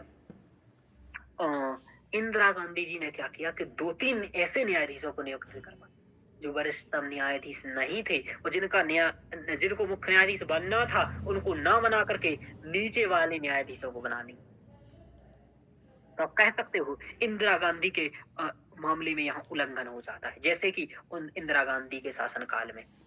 ठीक है, हाँ सर। हाँ, तो खुल करके लिखना, सबको पता है वो बात, है ना, और डरना नहीं है गलत बोलने से, है ना, थोड़ी ईमानदारी से लिखना है इधर। तो जवाबदेहिता जब नहीं होती है तो कुछ भी करो, समझ में आ रहा। तो एक था शायद ये हमने आगे तो लिखा हो। सर इंदिरा गांधी सरकार द्वारा वरिष्ठतम न्यायाधीशों की हाँ, अपेक्षा, आप ऐसा भी कह सकते हैं वो 1975 की तात्कालिक सरकार द्वारा, अच्छा 1975 की तात्कालिक प्रधानमंत्री सरकार द्वारा वरिष्ठतम हाँ, न्यायाधीशों की स्थान पर कनिष्ठतम न्यायाधीशों को कनिष्ठ नियुक्त किया गया। न्यायाधीशों की नियुक्ति। हाँ, हाँ, ठीक है, तो ये भी है एक उदाहरण। ठीक है, हाँ, छोटे भैया ने कहा भ्रष्टाचार में सम्मिलित, ठीक है, हो जाएगा। जनतंत्र के प्रति न्यायाधीश जवाबदेह, भाई देखो जवाबदेहिता कैसी, भाई ये किसको नियुक्त कर रहे हैं यहाँ, जैसे मान लो कोई न्यायाधीश बना और उसने बहुत दुष्टकारिता कर दी, करप्शन मचा दिया, सरकार हमने किसको चुना है शासन चलाने के लिए, मोदी जी को।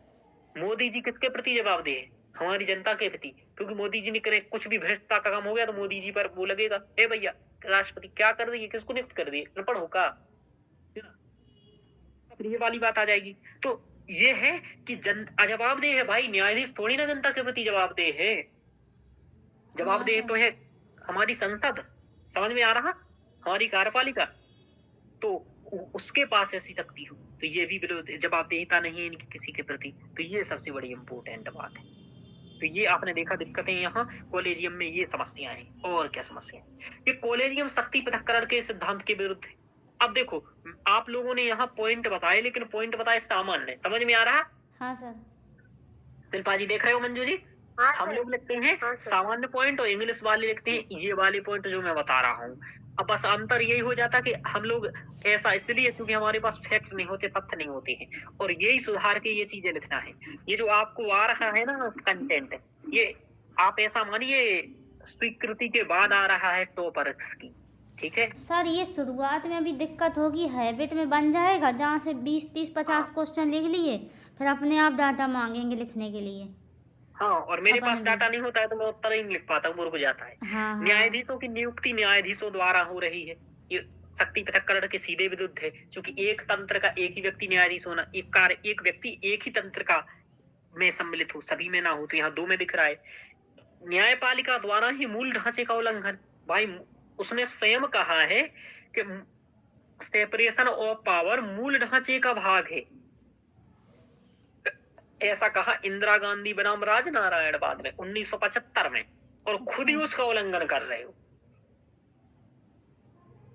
समझ में आ रहा, तो खुद ही उल्लंघन कर रहे हो, तब तो दिक्कत है उसका, है ना। और गांधी जी का कथन यहाँ याद आता है, पहला अपना सुधार लेना चाहिए, तब दूसरे के यहाँ जाना चाहिए, देखना चाहिए। तो न्यायपालिका को सुधार करना चाहिए। आगे चलती है, संविधान में कॉलेजियम का उल्लेख नहीं है। यदि संविधान वाले लोग चाह रहे होते कि कॉलेजियम चाहिए तो कॉलेजियम का स्पष्ट उल्लेख भी कर देते, उन्होंने तो केवल परामर्श का उल्लेख किया। तो ये दिखाता है ये तो शक्ति का अतिक्रमण है कि नहीं है, बताइए जी सर। क्यों मंजू जी।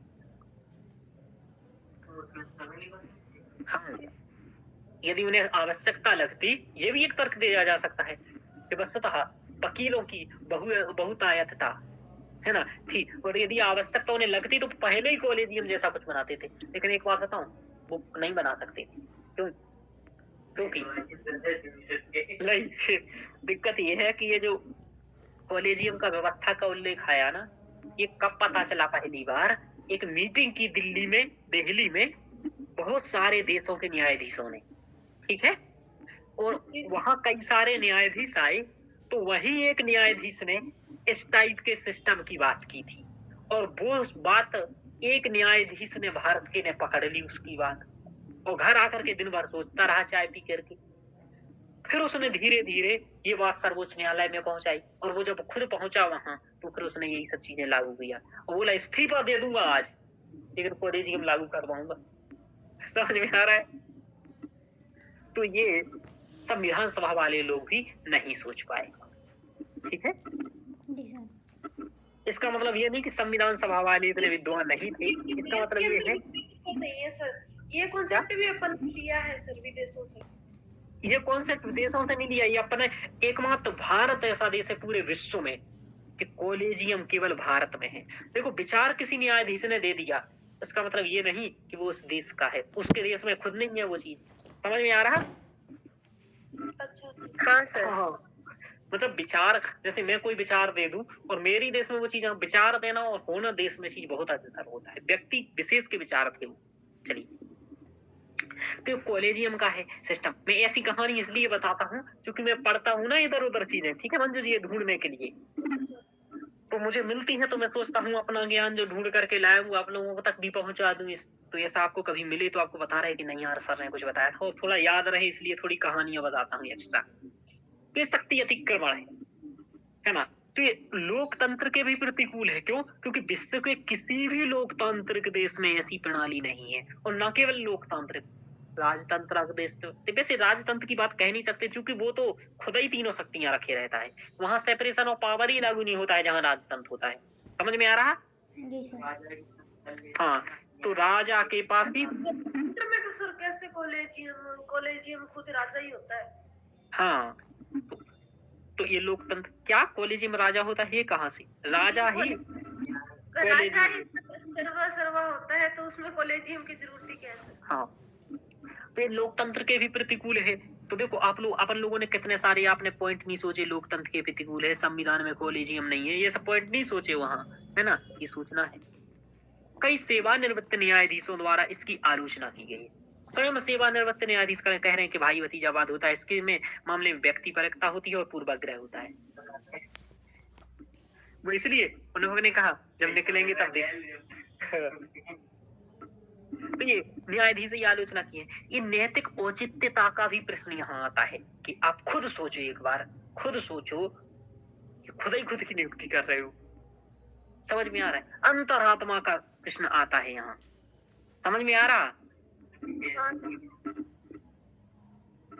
हाँ, कि अंतरात्मा का प्रश्न आ जाता है। खुद सोचो, खुद ही खुद नियुक्ति कर रहे हो, ये कौन सा बात हुआ?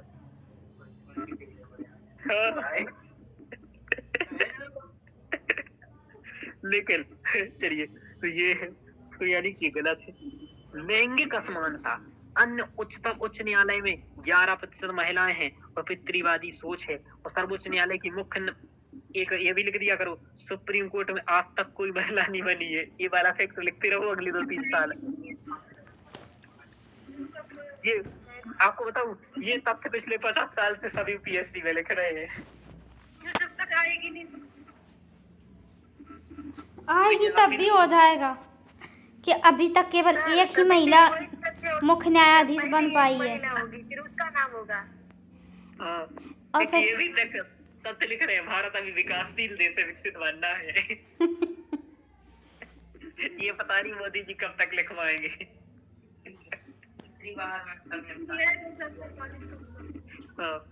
तो कुल मिलाकर के ये आपने क्या देखा कि इसमें कॉलेजियम प्रणाली में दिक्कत क्या है। अब इसका मतलब इतनी सारी समस्याओं को समाप्त करना है। अब आपसे क्वेश्चन पूछे कि क्या कारण है जो कि न्यायिक नियुक्ति आयोग बनना चाहिए? यही सब कारण है, समझ में आ रहा है? कुछ नहीं कर तो हाँ सर। अब उपाय बताना है कि इसको सही कैसे किया जाए। मान लो जब तक कॉलेजियम नहीं बन रहा है तब तक क्या किया जाए? उल्टा बोलना स्टार्ट कर दो, पारदर्शिता को बढ़ाओ, जवाबदेहिता को बढ़ावा दो। शक्ति पृथक्करण के सिद्धांत का उल्लंघन करता है तो इसका कोई उपाय होता नहीं है। इसकी जगह ये बताओ, बीच वाली बात कहो, कहोगे कोई बात नहीं, हमने यहाँ नियंत्रण संतुलन का अपनाया है, ठीक है। तो संविधान के कॉलेजियम, अब आगे आपको बताते हैं कि संविधान, अब देखो क्या हुआ, तो इसका विकल्प एक प्रस्तुत किया गया। किसने किया? एक संविधान समीक्षा के लिए आयोग गठित किया गया था वर्ष 2002 में। कब किया गया? मतलब इससे पहले किया गया था, पर उसने अनुशंसाएं 2002 में दी थी अपनी, और इसी ने पहली बार सिफारिश किया राष्ट्रीय न्यायिक नियुक्ति आयोग का। समझ में आ रहा? जी सर। हाँ, तो अब देखो मैं आपको सब चीजें बता रहा हूँ जो असंवैधानिक हो चुका है वो सब क्यों।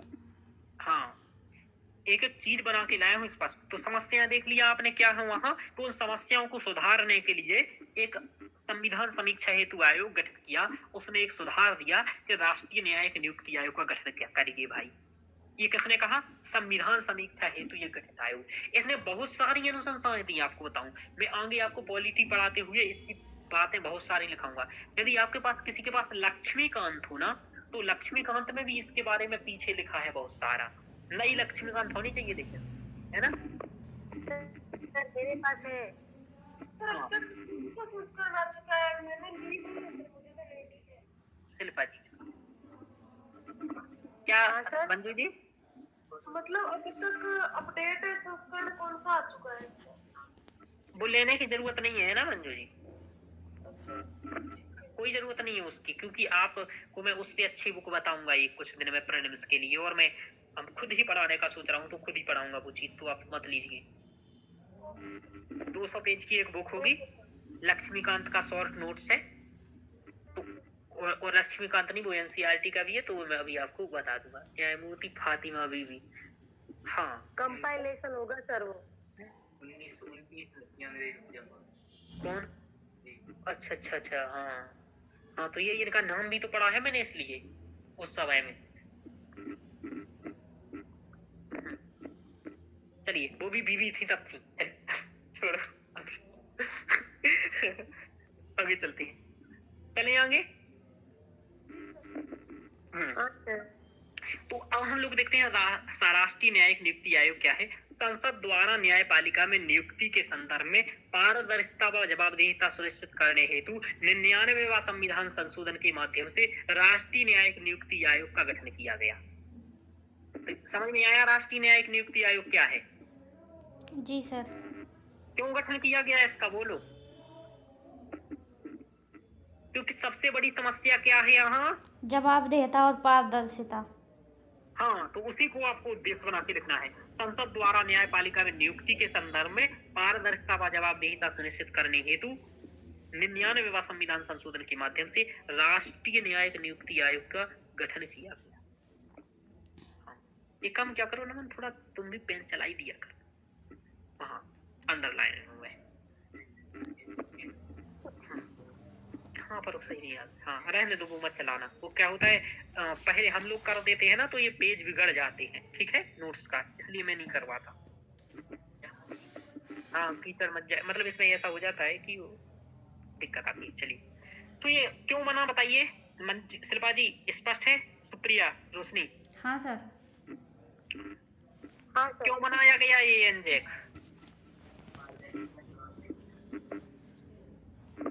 मंजू जी, आप की आवाज नहीं आ रही है। सर पारदर्शिता और जवाबदेहिता सुनिश्चित करने के लिए एनजेक बनाया गया। वेरी गुड, सुनिश्चित करने के लिए, सुनिश्चित आप लिख दिया ना, मैंने कोई बात नहीं, सुनिश्चित लिख देना इसको। देखो संस्कृत ऑप्शनल लिए, सुनिश्चित आना। देखो ये लड़कियों का नाम याद क्यों आ रहा है लास्ट में, ता बड़ा वाला। चलिए, नमना नमना नमना, हाँ हाँ, चलिए आगे चलते, थोड़ी मोड़ी बहुत नहीं, आगे चलते हैं, आगे चलते हैं। तो ये देखा आपने, अब देखो संरचना कैसी है, इसमें कौन कौन लोग थे, और इसको देखो। अब एक बात सुनो, इसको क्या कर दिया, असंवैधानिक करार दे दिया। किसने दे दिया असंवैधानिक करार? न्यायपालिका।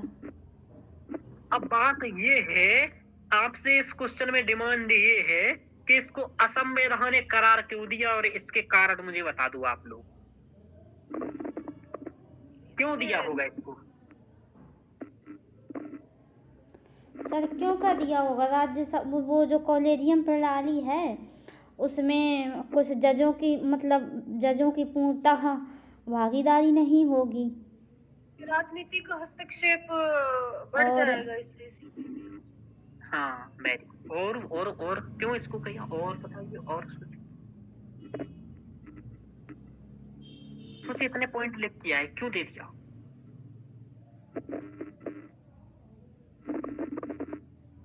शक्ति बनाम स्वायत्तता का मामला। भैया कौन अपनी शक्ति दे देगा, हैं? सास अपनी बहू को नहीं देती है, सास सोचती है मैं घर की चाबी नहीं लूंगी तब तक बहू। क्यों में तो होती हो जाएगी सर। हाँ, तो सास बहू की लड़ाई है ना, वही इसमें लड़ाई है सरकार की और न्यायपालिका की। जी सर, केंद्र बना न्यायालय। कि ये क्यों दे भैया अपना, इतना बढ़िया चीज है इसके बाद, समझ में आ रहा है, खुद की नियुक्ति खुद कर रहा है। शक्ति सीमित हाँ, शक्ति बनाम स्वायत्तता का मुद्दा ये लगता है। शब्द याद करो आप लोग, शक्ति बनाम शक्ति तथा स्वायत्तता का मुद्दा। आपके सर को ये शब्द, चूंकि मुझे तो धीरे धीरे भाषा में आ गए हैं, और इसलिए आप लोग भी ये प्रयास करें कि आपकी भाषा में यह आ जाए। तो शक्ति बनाम स्वायत्तता का मुद्दा है यहाँ। और देखो क्या दिक्कत है, लेकिन आपको बताऊं, आप लोगों को कुछ भी मालूम नहीं है इसके बारे में, और बताइए क्या क्या मालूम, क्यों इसका। तो ये हो गया। तो सबसे बड़ा मूल कार्य आप लोगों ने बता दिया, इसलिए हम लोग आगे बढ़ रहे हैं। मूल बात क्या है, शक्ति बनाम स्वायत्तता का मुद्दा। तो मूल यही है, ठीक है, इसलिए इसको असंवेदना। लेकिन पेपर में एक बात थोड़ी ना लिखोगे, कोई और सारी लिखनी पड़ेगी। तो देखो क्या है, देखो पहले इसकी संरचना देखो, संरचना में दिक्कत है, वो इसको हटाता नहीं आपको बताऊं, लेकिन संरचना में क्या है, कार्यकारी प्रभाव की अधिकता है। क्या है बोलो, क्या है बोलो। हाँ, कार्यकारी प्रभाव की अधिकता, यानी कि अधिक कार्यकारी लोग हैं इसमें न्यायाधीशों की जगह। जैसे कैसे, मैं आपको बता देता हूँ। अब इसकी संरचना देखो। अब देखो, आलोचना करने के लिए संरचना भी देखना पड़ती है। जैसे देखो, इसका अध्यक्ष कौन बनाया गया था, मतलब इसमें अध्यक्ष कौन बनना था, क्या प्रावधान किया गया था कि अध्यक्ष कौन होगा इसका, बोलो। मुख्य न्यायाधीश। वेरी गुड, मुख्य न्यायाधीश के अध्यक्ष होंगे। अच्छा, सर्वोच्च न्यायालय के और कौन होंगे इसमें शामिल, सर्वोच्च न्यायालय के न्यायाधीश। वेरी गुड, वरिष्ठ न्यायाधीश।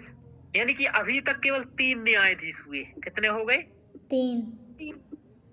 अब देखो, ये हुए न्यायिक सदस्य। कौन से सदस्य हुए, न्यायिक सदस्य। अब देखो कार्यकारी सदस्य कितने थे, कानून मंत्री या न्याय मंत्री में से एक कोई, जी, एक व्यक्ति कोई हो। इसके बाद 2 प्रतिष्ठित व्यक्ति होना चाहिए, एसटी, एससी और ओबीसी में से, या महिला आयोग में से, यानी कि राष्ट्रीय महिला आयोग, राष्ट्रीय पिछड़ा वर्ग आयोग, या फिर अनुसूचित जाति आयोग, या फिर अनुसूचित जनजाति आयोग। इनके जो अध्यक्ष होते हैं, ठीक है ना, उनमें से कोई भी 2 व्यक्ति, यानी कि 2 इधर हो गया, यानी कि 3 व्यक्ति हो गए। हाँ, अब 6 सदस्य हो गए। और दिक्कत क्या किया इसको, कि इसमें मुख्य न्यायाधीश को पावर नहीं दिया। ये वैसे ही हो गया जैसे क्या किया गया था शुरुआत में, कि जब वो पहला पिट्स इंडिया एक्ट आया था। हाँ सर। हाँ, तो वहां उसको विशेष अधिकार नहीं दिया था, समझ में आया। जी सर। मतलब अस्वीकृति का अधिकार नहीं दिया था कि तुम अस्वीकृति कर दोगे उनकी बात की, तो ये अस्वीकृति नहीं कर सकता था, या फिर विशेष अधिकार नहीं था। इसलिए फिर जो उसके बाद जो रेगुलेटिंग एक्ट के साथ जो व्यक्ति आया था, उसका नाम मुझे ध्यान नहीं आ रहा है, शायद वारेन हेस्टिंग है ना। वारेन हेस्टिंग जो आया था, तो वारेन हेस्टिंग इसी शर्त पर आया था कि मुझे विशेष अधिकार होना चाहिए। समझ में आ रहा? जी सर। तो वही बात यहाँ है, यानी कि एक अतिरिक्त वोट का प्रावधान मुख्य न्यायाधीश के लिए इसमें नहीं था। समझ गए बात आप लोग? इसमें बराबर की टक्कर थी दोनों में। क्या थी बोलो? बराबर की टक्कर। और बराबर की टक्कर होती तो हर बार केवल ये संयम समाप्त हो जाता, लेकिन निर्णय नहीं दे पाता। समझ में आ रहा आपको? हाँ, ये दोनों लड़ते ही रहते। कम से कम न्यायाधीश के पास अतिरिक्त मत होता तो ठीक है, कभी मान लो अतिरिक्त मत का प्रयोग करके काम कर देते वो अपना। समझ में आ रहा? हाँ सर। तो ये दिक्कत थी सबसे बड़ी इसकी। तो सब लोगों को ये तो पढ़ाया जाता है कि दिक्कत क्या, मतलब कि इसको असंवैधानिक करार दे दिया, लेकिन दिक्कत क्यों उसकी थी? क्योंकि बराबर सदस्य थे दोनों, कार्यकारी और न्यायिक। चलिए अब देखो आगे बताते हैं। तो क्या हुआ इसको, इसी समस्या के कारण और भी कई सारी समस्या है, लेकिन मूल समस्या यही थी। तो वर्ष 2015 में सुप्रीम कोर्ट ने इसे न्यायिक स्वतंत्रता पर आघात मानते हुए, किस पर आघात माना बोलो? न्यायपालिका की स्वतंत्रता पर आघात मानते हुए असंवैधानिक करार दे दी। क्या कर दिया बोलो? असंवैधानिक करार दे दिया। हाँ, और अब भैया असंवैधानिक करार दे दिया, मोदी जी को अहम को चोट पहुंच गई, लेकिन तर्क भी तो दिए होंगे, कुछ दिए होंगे कि नहीं दिए होंगे? क्यों मंजू जी, बिना तर्क के थोड़ी ना बिल्कुल न्यायालय दिए काम होंगे करेगा। सर। हाँ, तो क्या तर्क दिए? अब ये रटने योग्य नहीं, समझने योग्य कि दो प्रतिष्ठित व्यक्तियों की कोई योग्यता नहीं है, ना ही उनके पास कोई न्यायिक अनुभव है, और कार्यपालिका द्वारा किसी भी व्यक्ति को आयोग में करने हेतु शक्ति है। तो यानी कि भाई ये तीन लोग तुम कर रहे हो, तो जो तुमने प्रतिष्ठित व्यक्तियों का कहा, उनकी योग्यता का निर्धारण किया क्या तुमने? समझ में आ रहा है आपको मंजू जी? इन्हें कोई न्यायिक अनुभव नहीं है, ऐसा तर्क था न्यायपालिका का। समझ में आ रहा रोशनी? अच्छा सर, वो क्या कानून मंत्री और हाँ अरे दो जो ये अन्य थे ना, ST SC हाँ। आयोग वाले ये, अच्छा, इससे इन वालों से। हाँ हाँ हाँ हाँ, इन लोगों को न्यायिक अनुभव है ही नहीं। हाँ, बिल्कुल नहीं है सर। हाँ, और ये न्यायिक अनुभव है नहीं, ये अनपढ़ आ रहे हैं, तो बोल देंगे उधर जाकर के कुछ नहीं, ऐसा बनना चाहिए। अब इन तर्क वो समझाएगा मुख्य न्यायाधीश, लेकिन वो समझ में नहीं आएगी बात। समझ में आया? जी सर। वही होगा भैंस के आगे बीज बजाना। तो ये दिक्कत था इसका। अधिनियम के विविध विषय अस्पष्ट थे, जैसे कि वरिष्ठतम न्यायाधीशों की ही नियुक्ति का मामला, यानी कि ये स्पष्ट नहीं किया था कि केवल वरिष्ठतम में से करेगा या कुछ नीचे वाले भी कर देगा। समझ में आ रहा? हाँ सर। हाँ, तो ये अस्पष्टता थी कई मामलों में इस अधिनियम में, ठीक है। तो उसने कहा बाद में ये अपने हिसाब से व्याख्या करके, मान लो एक बार बन गया, फिर अपने अनुसार दूसरी व्याख्या कर लेगा। समझ में आ रहा है? या दूसरा संशोधन कर देगा अधिनियम में। तो ये था केवल 3 न्यायाधीश, जबकि 3 कार्यकारी व्यक्ति। न्यायिक राय की अवमानना भी हो सकती थी यहाँ। समझ में आ रहा कि भले तीनों न्यायाधीश एक बात बोल रहे हैं। हाँ सर। समझ में आ रहा है शिल्पा जी, मंजू जी, सुप्रिया? हाँ, बोलते रहा करो थोड़ा बहुत आप लोग भी, कोई दिक्कत नहीं है। Okay sir. हाँ, क्योंकि बोलोगे ना नहीं ना, तो उस तरह वो एक तरफा बोलने से ज्यादा वो नहीं होता, मैं आगे बढ़ जाऊंगा, फिर मैं इंटरेस्टिंग नहीं पढ़ा पाता। केवल 3 न्यायाधीश थे, और तो ये न्यायिक मतलब ये 3 लोगों को, तीनों न्यायाधीश समय बर्बाद करते, सोचते, और जा करके क्या होता बाद में, बोले कुछ नहीं हो रहा है, फिर काय को पैसे बर्बाद कर रहे हो इतने देर से, रोज रोज चाय नाश्ते बर्बाद होते।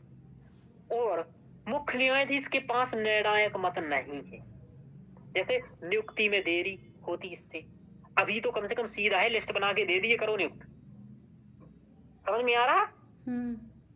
तो फालतू में अभी वैसे ही कम न्यायाधीश है, और ज्यादा दिक्कत बढ़ जाता। विवाद में कोई एक निर्णय नहीं, मतलब विवाद हो गया तो एक निर्णय कैसे आ रहा, आ ही नहीं रहा, फिर क्या करेंगे, फिर लटकाए रहो। सम संख्या के सदस्य थे, 6 थे बस, विषम होना चाहिए इससे 5 3 3 5। तो आगे उदाहरण आपको क्या देना है कि विषम संख्या में सदस्य करो। समझ में आ रहा? जी सर। मुख्य न्यायाधीश को निर्णायक मत दो। समझ में आ रहा? क्योंकि वो मुख्य है, काय को मुख्य है, जब उसको मुख्य पावर ही नहीं है तो फिर काय का मुख्य है ना। मुख्य तो तब जब मुख्य पावर है, जैसे प्रधानमंत्री को है तर्क देना, जैसे प्रधानमंत्री को, मंत्रियों में विशिष्ट शक्तियां प्रधानमंत्री के लिए हैं, ऐसे ही न्यायाधीशों में विशिष्ट शक्ति मुख्य न्यायाधीश के लिए होना चाहिए। उस पद का औचित्य नहीं रहेगा। मुख्य न्यायाधीश व्यक्ति नहीं है, वो पद है। प्रधानमंत्री व्यक्ति नहीं, पद है, पद की गरिमा। यहाँ तक तो देखो ऐसे तर्क दिए जाते हैं, समझ में आ रहा है? यदि मुख्यमंत्री को, प्रधानमंत्री को विशिष्ट है तो इसको क्यों नहीं? चलिए, उच्च न्यायालय तथा सर्वोच्च न्यायालय के न्यायाधीशों की नियुक्ति प्रक्रिया निर्धारित करने हेतु नियम संसद बना सकती है, ऐसा था। तो उच्चतम न्यायालय के न्यायाधीशों को तो ये पहले ही मार डाल रहे थे, समझ में आ रहा? तो वहीं से वो सिस्टम करना चाह रहे थे कि नीच हम उच्चतम न्यायालय से जब उच्च में जाने, सर्वोच्च में जाने देंगे तब ना, तो ये भी दिक्कत था संसद द्वारा रद्द करना। तो इसलिए ये जो कारण है, मूल 5 कारण थे जिसके कारण उन्होंने रद्द कर दिया। और आपको ये कारण कोई नहीं पढ़ाएगा। मैंने हिंदी मीडियम की सभी मैगजीन देखी थी, एक में भी ये नहीं था, सब इंग्लिश मीडियम की में। कुछ कुछ मुझे पॉइंट मिले, कुछ कुछ मैंने सोचा फिर ऐसा होगा। समझ में आ रहा है? जी सर। हाँ, और कभी कभी क्या होता है मंजू जी, इस मामले में मैं सर्च करता हूँ तो वो न्यायालय की साइट क्या करती है, 30-35 केस पकड़ा देती है, 2-2, 3-3 पेज के, मतलब 50 पेज की पीडीएफ, 150 पेज की पीडीएफ। बोला पढ़ लो, निकाल लीजिए कंटेंट। क्या कहा था? हाँ, थोड़ा बहुत तो आरटीआई है, ऐसा नहीं है। चलिए आगे चलते। मतलब ऐसा कि दे देता है वो, ऐसा बात नहीं है, लेकिन कुछ चीजें ऐसी देता है ना, अरे बहुत बोलता है। प्रविष्टि क्रमांक इसमें इस अभियोजन ने ये किया था और वो दुनिया भर का समझ में नहीं आता है। चलिए, लैंग्वेज का चुनौती, तो ये समझ में आया हाँ सर। कि इस आयोग को असंवैधानिक करार क्यों दे दिया? क्वेश्चन पूछा जा सकता है ये वाला कि आयोग को असंवैधानिक करार देने के पीछे मूल कारण क्या, और यही क्वेश्चन में पूछा गया था, है ना, कि अभी जो असंवैधानिक कर दिया, तो यही तर्क देने थे। आगे चलते हैं। अब बात ये है कि कॉलेजियम प्रणाली के लाभ क्या है, मतलब इतने दिन से कॉलेजियम प्रणाली बनी है, समझ में आ रहा? जी सर। तो कॉलेजियम प्रणाली के लाभ क्या है, मतलब इतने दिन से काम यदि एकदम खराब होती तो फिर इतने दिन से चलना ही नहीं होती। और यदि अभी वर्तमान में कॉलेजियम प्रणाली चल रही है तो कुछ लाभ होंगे, सब तो चल रही है। जैसे कि कॉलेजियम प्रणाली के लाभ यह है कि कार्यकारी हस्तक्षेप को रोकना, जैसे कि आपातकाल के दौरान वरिष्ठतम न्यायाधीशों को नियुक्त करने की परंपरा का अवरोध किया गया। समझ में आ रहा? कोई रे ऐसा कुछ थे, सर्च कर लो नमन, कौन थे, उन्मुख को बना दिया गया था। रे मुख्यमंत्री ऐसा रे न्यायाधीश कोई थे कि इंदिरा गांधी ने किस मुख्य न्यायाधीश बना दिया था, ऐसा सर्च कर लो, उसका नाम नहीं याद नहीं आ रहा है, लास्ट में रे कुछ था ऐसा। चलिए, तो है ना, उनको बना दिया, यानी कि ये गलत है भाई, जो चल रहा है वरिष्ठतम का उसी को बनाओ। तो न्यायपालिका की स्वतंत्रता प्रभावित होने को से रोकता है। क्या करता है कि न्यायपालिका की स्वतंत्रता प्रभावित होने से रोकता है, कि नियुक्ति में हस्तक्षेप तो नहीं होता है भाई। समझ में आ रहा? जी सर। क्या नहीं होता है कि न्यायपालिका को हस्तक्षेप नहीं करती। दूसरा, कार्यकारी वादी के रूप में देखो, कोई भी जो केस होता है वो किसके विरुद्ध होता है मंजू जी? कोई भी केस होता है या वाद होता है तो किसके विरुद्ध होता है? बोलो रोशनी। कोई भी केस, ये विधायिका, मतलब सब विधायिका के प्रति, राज्य के विरुद्ध, सरकार के विरुद्ध। हाँ सर। समझ में आ रहा है? जैसे कोई अधिकारी अपन को कुछ दिक्कत कर रहा है, हाँ, तो क्यों हाँ, कर रहा है? हाँ सर, राज्य के विरुद्ध आएगा। जस्टिस रे, है ना, उनका नाम और भी था पूरा, लेकिन रे, हाँ उनका नाम इंदिरा गांधी ने जस्टिस रे की नियुक्ति अदालत के 3 वरिष्ठतम जजों की बात को सुपारिश करके तारीख की। हाँ वही, जस्टिस रे लिख लो उनका नाम। और अब देखो आप का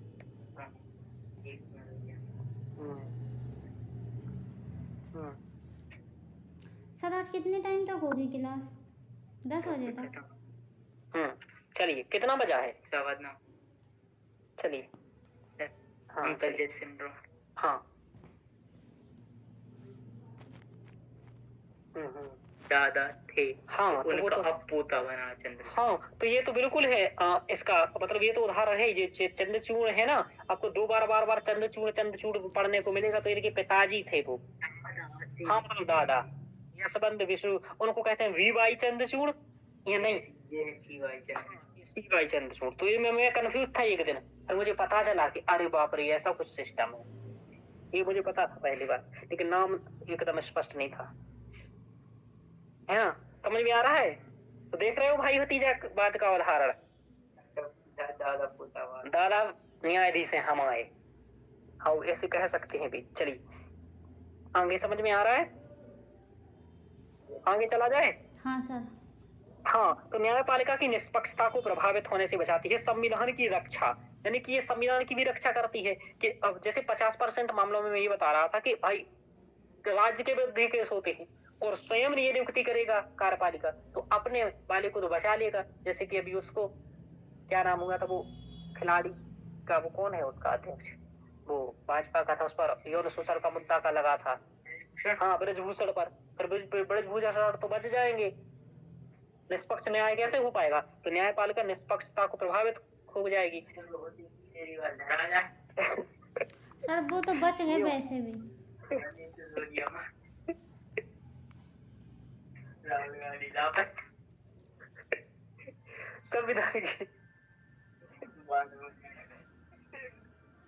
संविधान की रक्षा करी गई, मौलिक अधिकार की रक्षा, जैसे अनुच्छेद 13 और 32 मौलिक अधिकार की रक्षा करने में ये सहायक है। भैया फिर तो नियुक्ति में दिक्कत हो जाएगी। अनुच्छेद 14, 19, 21 सबका मूल ढांचे का सबका रक्षा करता है ये, ठीक है? तो ये इसका लाभ है।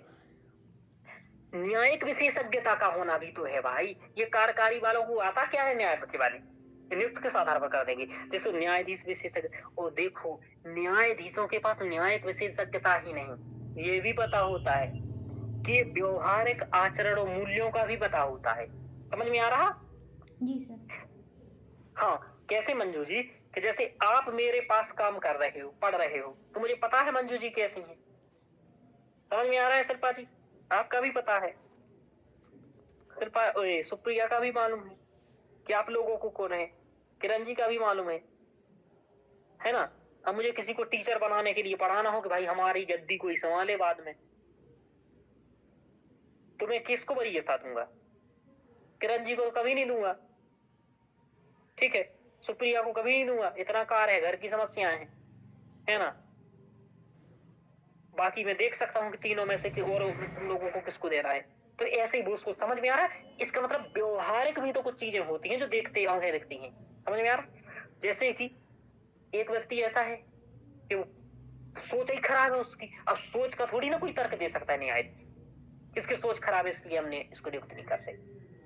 समझ में आ रहा? ये व्यवहारिक जो मूल्य होता है, जैसे कोई भ्रष्ट है लेकिन दिखता नहीं, उसकी छवि सच्ची, तो ये व्यवहारिक बातें कौन जानता है? न्यायाधीश ज्यादा अच्छे से जानते हैं किसको नियुक्त करना है, किसको नहीं करना है। हाँ, तो इसलिए ज्यादा वो होता है। तो कार्यपालिका का मतलब इसके दो ही चीजें हो जाती हैं, इसके दोनों ही पक्ष हैं, चोर चोर मोसेरेस भाई, और दूसरा ये कि भाई अच्छे व्यक्ति की समझ है, ठीक है?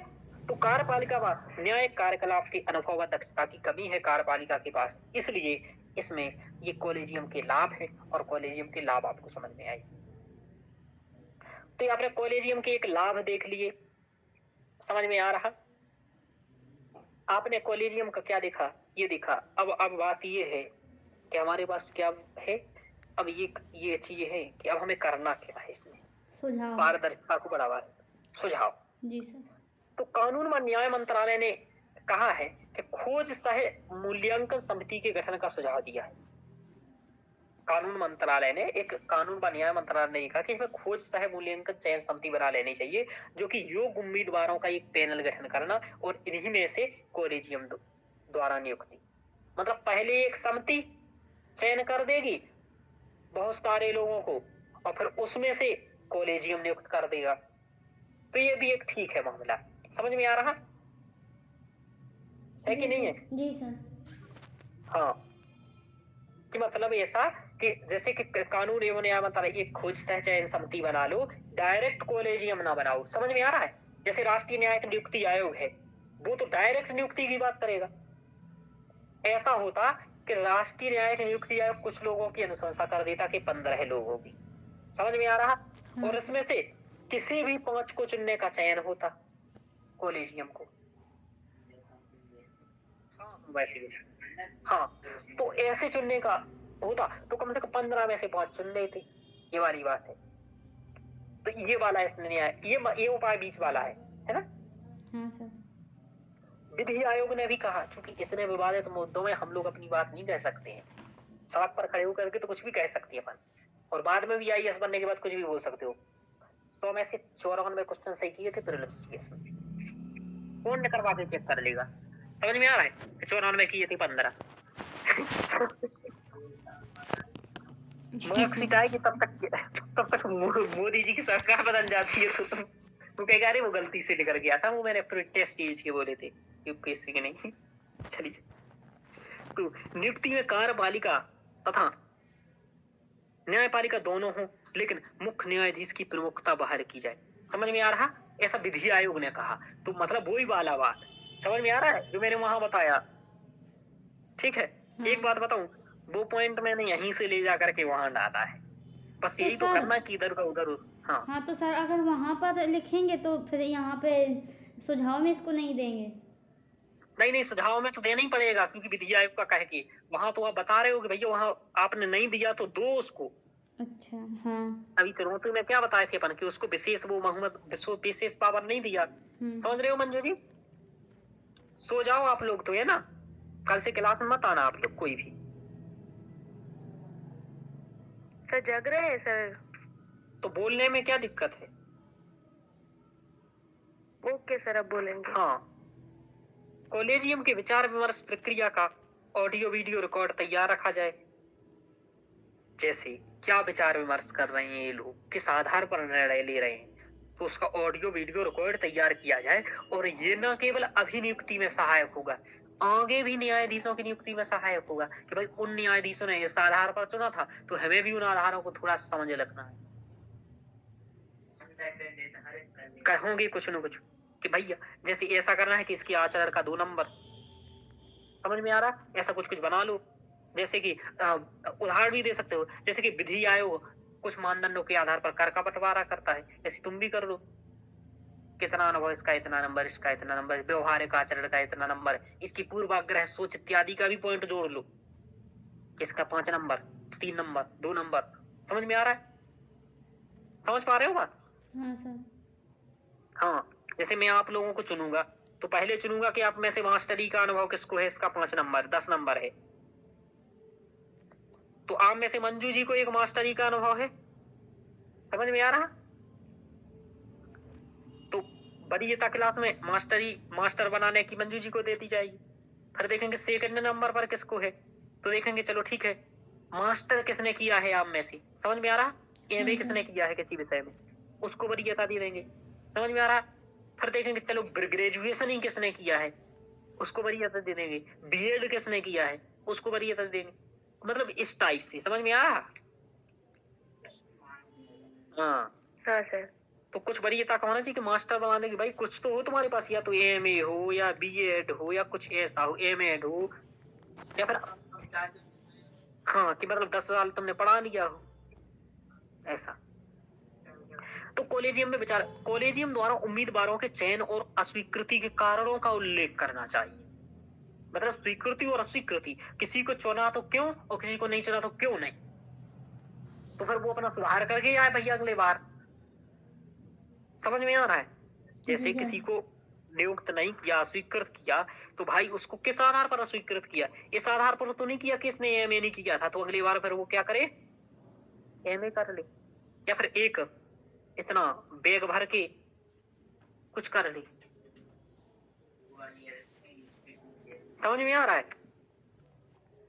तो कुछ इसकी व्यवस्था कर ले, जैसे चुनाव के लिए करना पड़ती है ना। और ये बात मैं नहीं कह रहा हूँ, अभी लल्लन टॉप पर मध्य प्रदेश की सीएम मोहन यादव इंटरव्यू दे रहे थे, उन्होंने खुद कहा कि 1993 चुनाव क्यों नहीं लड़ा, तो बोले हमारे मित्र ने सलाह दी थी कि अभी थोड़ा वित्तीय रूप से सशक्त हो जाओ पहले, फिर चुनाव में उतरो। तो मतलब ये क्या दिखाता है कि चुनाव में वित्तीयता ज्यादा महत्वपूर्ण है ना कि तुम्हारी विद्वत्ता या ईमानदारी का। वित्तीयता सबसे ज्यादा है, धनतंत्र है, लोकतंत्र थोड़ी है। चलिए, तो कॉलेजियम द्वारा अब देखो ऐसी आलोचनाएं की जाती है। समझ में आ रहा है? देख रहे हो आलोचना, पॉइंट पकड़ लो किसी व्यक्ति का। मैं उनकी बात सुन रहा था इंटरव्यू, तो उन्होंने ये बात कही तो मैं ध्यान दिया। कॉलेजियम द्वारा उम्मीदवारों के चयन के अस्वीकृति के और स्वीकृति के कारण बताए जाएं। जैसे कि आगे राष्ट्रीय न्यायिक नियुक्ति आयोग की कमियों को दूर करते हुए एक नए आयोग के गठन पर सहमति का प्रयास किया जाए।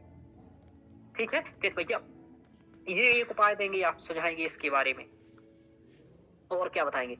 विशेषज्ञों की सलाह है, यानी कि नियुक्ति हेतु एक स्वतंत्र सचिवालय का गठन कर दो, जो कि डेटाबेस तैयार करेगा कि भाई इन लोगों का ऐसा नियुक्ति करना है और समय पर नियुक्तियां हो सकेंगी। ये मतलब सभी के मामले में है कि अधीनस्थ न्यायालय, उच्च न्यायालय, सर्वोच्च न्यायालय, सबके मामले में एक है ना, वो आंकड़े रखेगा ऐसा।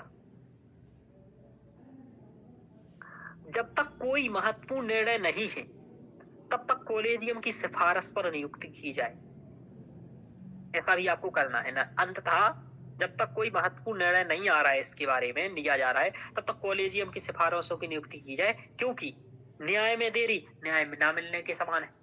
William Gladstone. लंबित बात 4.7 करोड़ हो गए, वरना तब तक हो जाएंगे 10 करोड़।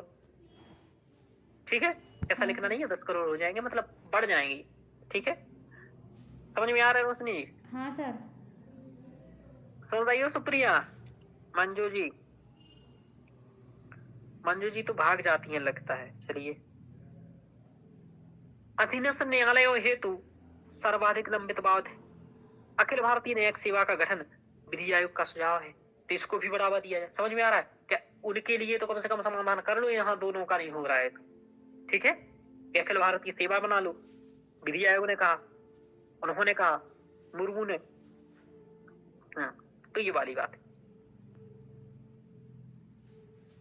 तो ये आपने देखा ऐसा अधीनस्थ वाला, ये कर लीजिए। अब देखो और क्या है कि पारदर्शिता व जवाबदेहिता सुनिश्चित की जाए, सबसे बड़ी जो दिक्कत है। जैसे आरटीआई के दायरे में लाया जाए, मानकों में सुस्पष्टता करी जाए, और एक ये भी कर लिया जाए जवाबदेहिता निर्धारित करने के लिए, जैसे उड़ीसा न्यायालय ने स्वयं एक वार्षिक रिपोर्ट निकालना आरंभ किया कि हम कितना कार्य कर रहे हैं, कितना उत्पादन हो रहा है, कितना क्या हो रहा है। तो भाई जैसे संसद की उत्पादकता की बात करते हो, तो न्यायपालिका की भी तो उत्पादकता का प्रश्न चिन्ह आता है। तो इसी के जैसे सभी लोग ऐसा सूचकांक निकालने लगो। समझ में आ रहा? हाँ सर। इससे मालूम चले कि तुम एक वर्ष में कितना निपटाती हो मामले। अभी तो तुम पता नहीं काम कर रहे हो या नहीं कर रहे हो, पता ही नहीं चल रहा है। और न्यायाधीश आराम से एक महीने में एक ही निपटा रहे हैं और सो रहे हैं घर में। निष्कर्षतः संसद व न्यायपालिका को शीघ्र समन्वय व एक बेहतर पारदर्शी प्रणाली की परिकल्पना हेतु विचार करना चाहिए। ऐसा इसलिए रखो क्योंकि आप अंदर घुसो तो आप पारदर्शी प्रक्रिया एक बनाओ, और वो शीघ्र तब करोगे जब तुम्हें वो अंदर ले जाएगा सिस्टम में। क्योंकि जनतंत्र को समय पर न्याय न मिलना न्याय से वंचित करने जैसा ही। William Gladstone. इसलिए अंतिम साध्य जनतंत्र या लोक कल्याण व सामाजिक न्याय को ही वरीयता देना चाहिए, न कि शक्ति की स्वायत्तता और हस्तांतरण। समझ में आ रहा? जी। हाँ, तो ये इस टाइप से आपको कोई एक निष्कर्ष लिखना है। तो हम लोगों ने आज 3-4 टॉपिक्स एक साथ कर लिए हैं। आपको बताएं क्या क्या किया है। एक तो क्या है पारदर्शिता के हेतु सुझाव का मामला। दूसरा क्या है कॉलेजियम प्रणाली के लाभ, ये पढ़ लिया है हम लोगों ने। फिर हम लोगों ने देख लिया है कि आखिर इस जो ये राष्ट्रीय न्यायिक नियुक्ति आयोग है, ये बनाया क्यों गया था और इसमें कमियां क्या थी, ये हम लोगों ने समझा। हम लोगों ने समझा भारतीय न्यायाधीशों की नियुक्ति या कॉलेजियम प्रणाली में समस्याएं क्या है। इसके बाद हम लोगों ने समझा सेकंड जज केस, फर्स्ट जज केस, इस कॉलेजियम का विकास कैसे हुआ है। हम लोगों ने देखा नियुक्ति के प्रावधान क्या हुए हैं, और हम लोगों ने ये समझा। अब आपको उत्तर ये कल लिख करके लाना है, कौन सा लाना है वो मैं समझा देता हूँ। भारतीय उच्चतम न्यायपालिका में न्यायाधीशों की नियुक्ति के संदर्भ में राष्ट्रीय न्यायिक नियुक्ति आयोग पर सर्वोच्च न्यायालय के निर्णय का समालोचनात्मक अध्ययन कर रही है। यानी कि आपको पहले इंट्रोडक्शन देते हुए बताना है कि नियुक्ति की प्रक्रिया क्या है, वो भी अनुच्छेद बता देना है यहाँ, और साथ में ये बताना है कि राष्ट्रीय न्यायिक नियुक्ति आयोग क्या है। उसके बाद आपको करना है कि इसको अस्वीकार करने के तर्क क्या थे। ठीक है जी सर। इस आयोग को शॉर्ट में बताना है। फिर बताना है अस्वीकार करने के तर्क क्या थे राष्ट्रीय न्यायिक नियुक्ति आयोग को, और ये बताना है, और कॉलेजियम के पक्ष में तर्क क्या थे ये बताना है आपको। ठीक है, समझ में आ रहा? इसको खत्म करना यानी कि सर एक कॉलेजियम को बार और वरीयता देना। रिपीट कर दीजिए थोड़ा सा। हाँ, पहले लिखना है हम्म। कि यहाँ से स्टार्ट करना है कि नियुक्ति हेतु उच्चतर न्यायपालिका में अनुच्छेद क्या है, हाँ यहाँ से। हाँ फिर आपको सर। बताना है कि न्यायाधीशों की नियुक्ति, मतलब ऐसा कहना कि सर्वोच्च न्यायालय के न्यायाधीशों और उच्च न्यायालय के न्यायाधीशों की नियुक्ति राष्ट्रपति द्वारा अनुच्छेद 124 और 217। 217 अनुच्छेद के तहत की जाती है। हाँ सर। इनकी प्रक्रिया में पारदर्शिता और जवाबदेहिता सुनिश्चित करने के उद्देश्य से राष्ट्रीय न्यायिक नियुक्ति आयोग को गठित वर्ष किया गया। 2014 में हाँ प्रस्तुत किया गया, गठित किया गया। जी। लेकिन सर्वोच्च न्यायालय ने अपने एक निर्णय के माध्यम से इसको असंवैधानिक करार दे दिया। असंवैधानिक करार देने के पीछे मूल तर्क, जी ठीक सर। है, ठीक है सर। बाद में कर रहा है इस और कॉलेजियम प्रणाली के पक्ष में तर्क, ठीक है, हाँ सर, और फिर निष्कर्ष। और निष्कर्ष जी। ऐसा। कितना है तो ये सर? आपको लिख करके सर 250 लाना है। वो सर वो शब्द कितने हैं इसमें, 150 या 200? आप इसमें 150 शब्द का पूछा था यूपीएससी ने, तो आप 200 शब्द मतलब 150 ही शब्द लिखने का प्रयास करो। वैसे इसमें क्या है कि 2 ही बातें, कम बातें हैं, ज्यादा है नहीं। हाँ तो सर। आप मतलब इस पर मौन है कि ये इसको अस्वीकार क्यों किया था ये बताइए। ये बहुत महत्वपूर्ण तर्क है कि अस्वीकार का क्या कारण है। तो जो मैंने अस्वीकार के कारण बताए, और फिर कॉलेजियम के कुछ लाभ शॉर्ट में बता सकते हैं, वर्तमान प्रणाली के लाभ, ठीक है। जी सर। हाँ, तो पहले कॉलेजियम के अस्वीकार के तर्क बता दीजिएगा, लास्ट में आप यहाँ से थोड़ा सा महत्व बता दीजिएगा, और लास्ट में यहाँ से निष्कर्ष लिख दीजिएगा इतने में। तो इतना ठीक एक डायग्राम बना करके बना सकते हैं, है ना। एक ही उत्तर लिखना है ना सर आज? हाँ, आज एक ही उत्तर लिखना है, क्योंकि एक ही टॉपिक्स हमने पढ़ा है। वैसे ये टॉपिक्स तो 2-3 हो गए हैं, लेकिन आपको ठीक है एक ही टॉपिक्स को बहुत अच्छे से कर लिया है। कल हम लोग आगे देखेंगे उसके बारे में, क्या नाम है, न्यायपालिका में महिलाओं की भूमिका क्या है, इसके बारे में पढ़ेंगे। और अगला टॉपिक्स का नोट्स तो बन ही गया है, तो हम उसको कल पढ़ेंगे। वैसे नोट्स तो सभी के बन चुके हैं, ठीक है, तो इसके बारे में पढ़ेंगे। तो शिल्पा जी समझ में आ रहा है? हाँ सर, समझ में आ रहा है सर। मैं ऐसे बोल रही थी कि आप जैसे पहले जो क्वेश्चन दे रहे हो ना, उसके बारे में आप कुछ मत बताओ, क्योंकि सर यूपीएससी के एग्जाम में हम बैठे होंगे तर आप हमको बताने नहीं आओगे। उसके बाद हाँ। सर जब हम आपको लिख के दिखाएं, उसके बाद सर आपको बोलना है कि ये आंसर को आपको ऐसे भी लिख सकते थे। तो सर इससे नहीं। हमारा दिमाग खुलेगा, हमारी सोच डेवलप होगी। शिल्पा जी अभी अपन 3-4 दिन तक ठीक है, अपन सीख रहे हैं लिखना, फिर उसके बाद अपन को तो अभी हाँ, लिखना ये है नहीं ना है। 4-5 महीने बराबर। तो सर अभी बता देते हैं स्टार्टिंग हाँ। में, हम लोग सुधार करेंगे। जब अच्छे से लिखना आ जाए धीरे धीरे फिर खुद ही लिखेंगे। तो मैं हाँ, नहीं, वैसे ये भी बिल्कुल प्रयास ये करूंगा, बात यही सही है। करूंगा। हाँ, आप लोग लिख के लाया करिए, फिर मैं बताऊं। चूंकि मैं इसलिए बताता हूँ, मेरा ये दायित्व होता है कि जो मैंने पढ़ाया ना, उसके बाद क्वेश्चन सॉल्व हो रहा है या नहीं हो रहा है, इसलिए मैं बताता हूँ। लेकिन कोई बात नहीं, आप सर लोग ये लिख करके चीजें आएंगे ना तो मैं उसके आपको बाद ही बताऊंगा। सर ये आप कुछ भी बोलने के बाद सर आपको पता कि हमें इतना समझ में आया। चलिए ठीक है ना, सही है, ऐसे ही करेंगे ना। और तो इसको समझ लीजिएगा आप लोग, कल ये हम पढ़ाएंगे और फिर इसको लिख करके लाना है। तो कल ये पढ़ाएंगे, पहले आप बिना पढ़े ही इसको लिख करके देखो, एक तो बार दो मुझसे। हाँ सर। बिना नोट्स पढ़े लिख करके देख लो इसको एक बार, क्या समझ रहे हो आप। पहले ही समझ के आया करो, एक काम ये किया करो, है ना शिल्पा जी। सुनो सर आप कम से कम पहले ही क्वेश्चन समझ के आया करो इसको। लेकिन नोट्स में पहले अब डाल दूंगा, जैसे ये तो आप पहले ही मुझे कल ये समझाना क्या है, पहले ही इसको समझ लेना आप, ठीक है। Okay sir. कि मुझे क्या लिखना है इसमें। रिकॉर्डिंग अब बंद होगी कि अभी रिकॉर्डिंग बंद हो गई है सर? अब कर दीजिए बंद, है ना। जी सर।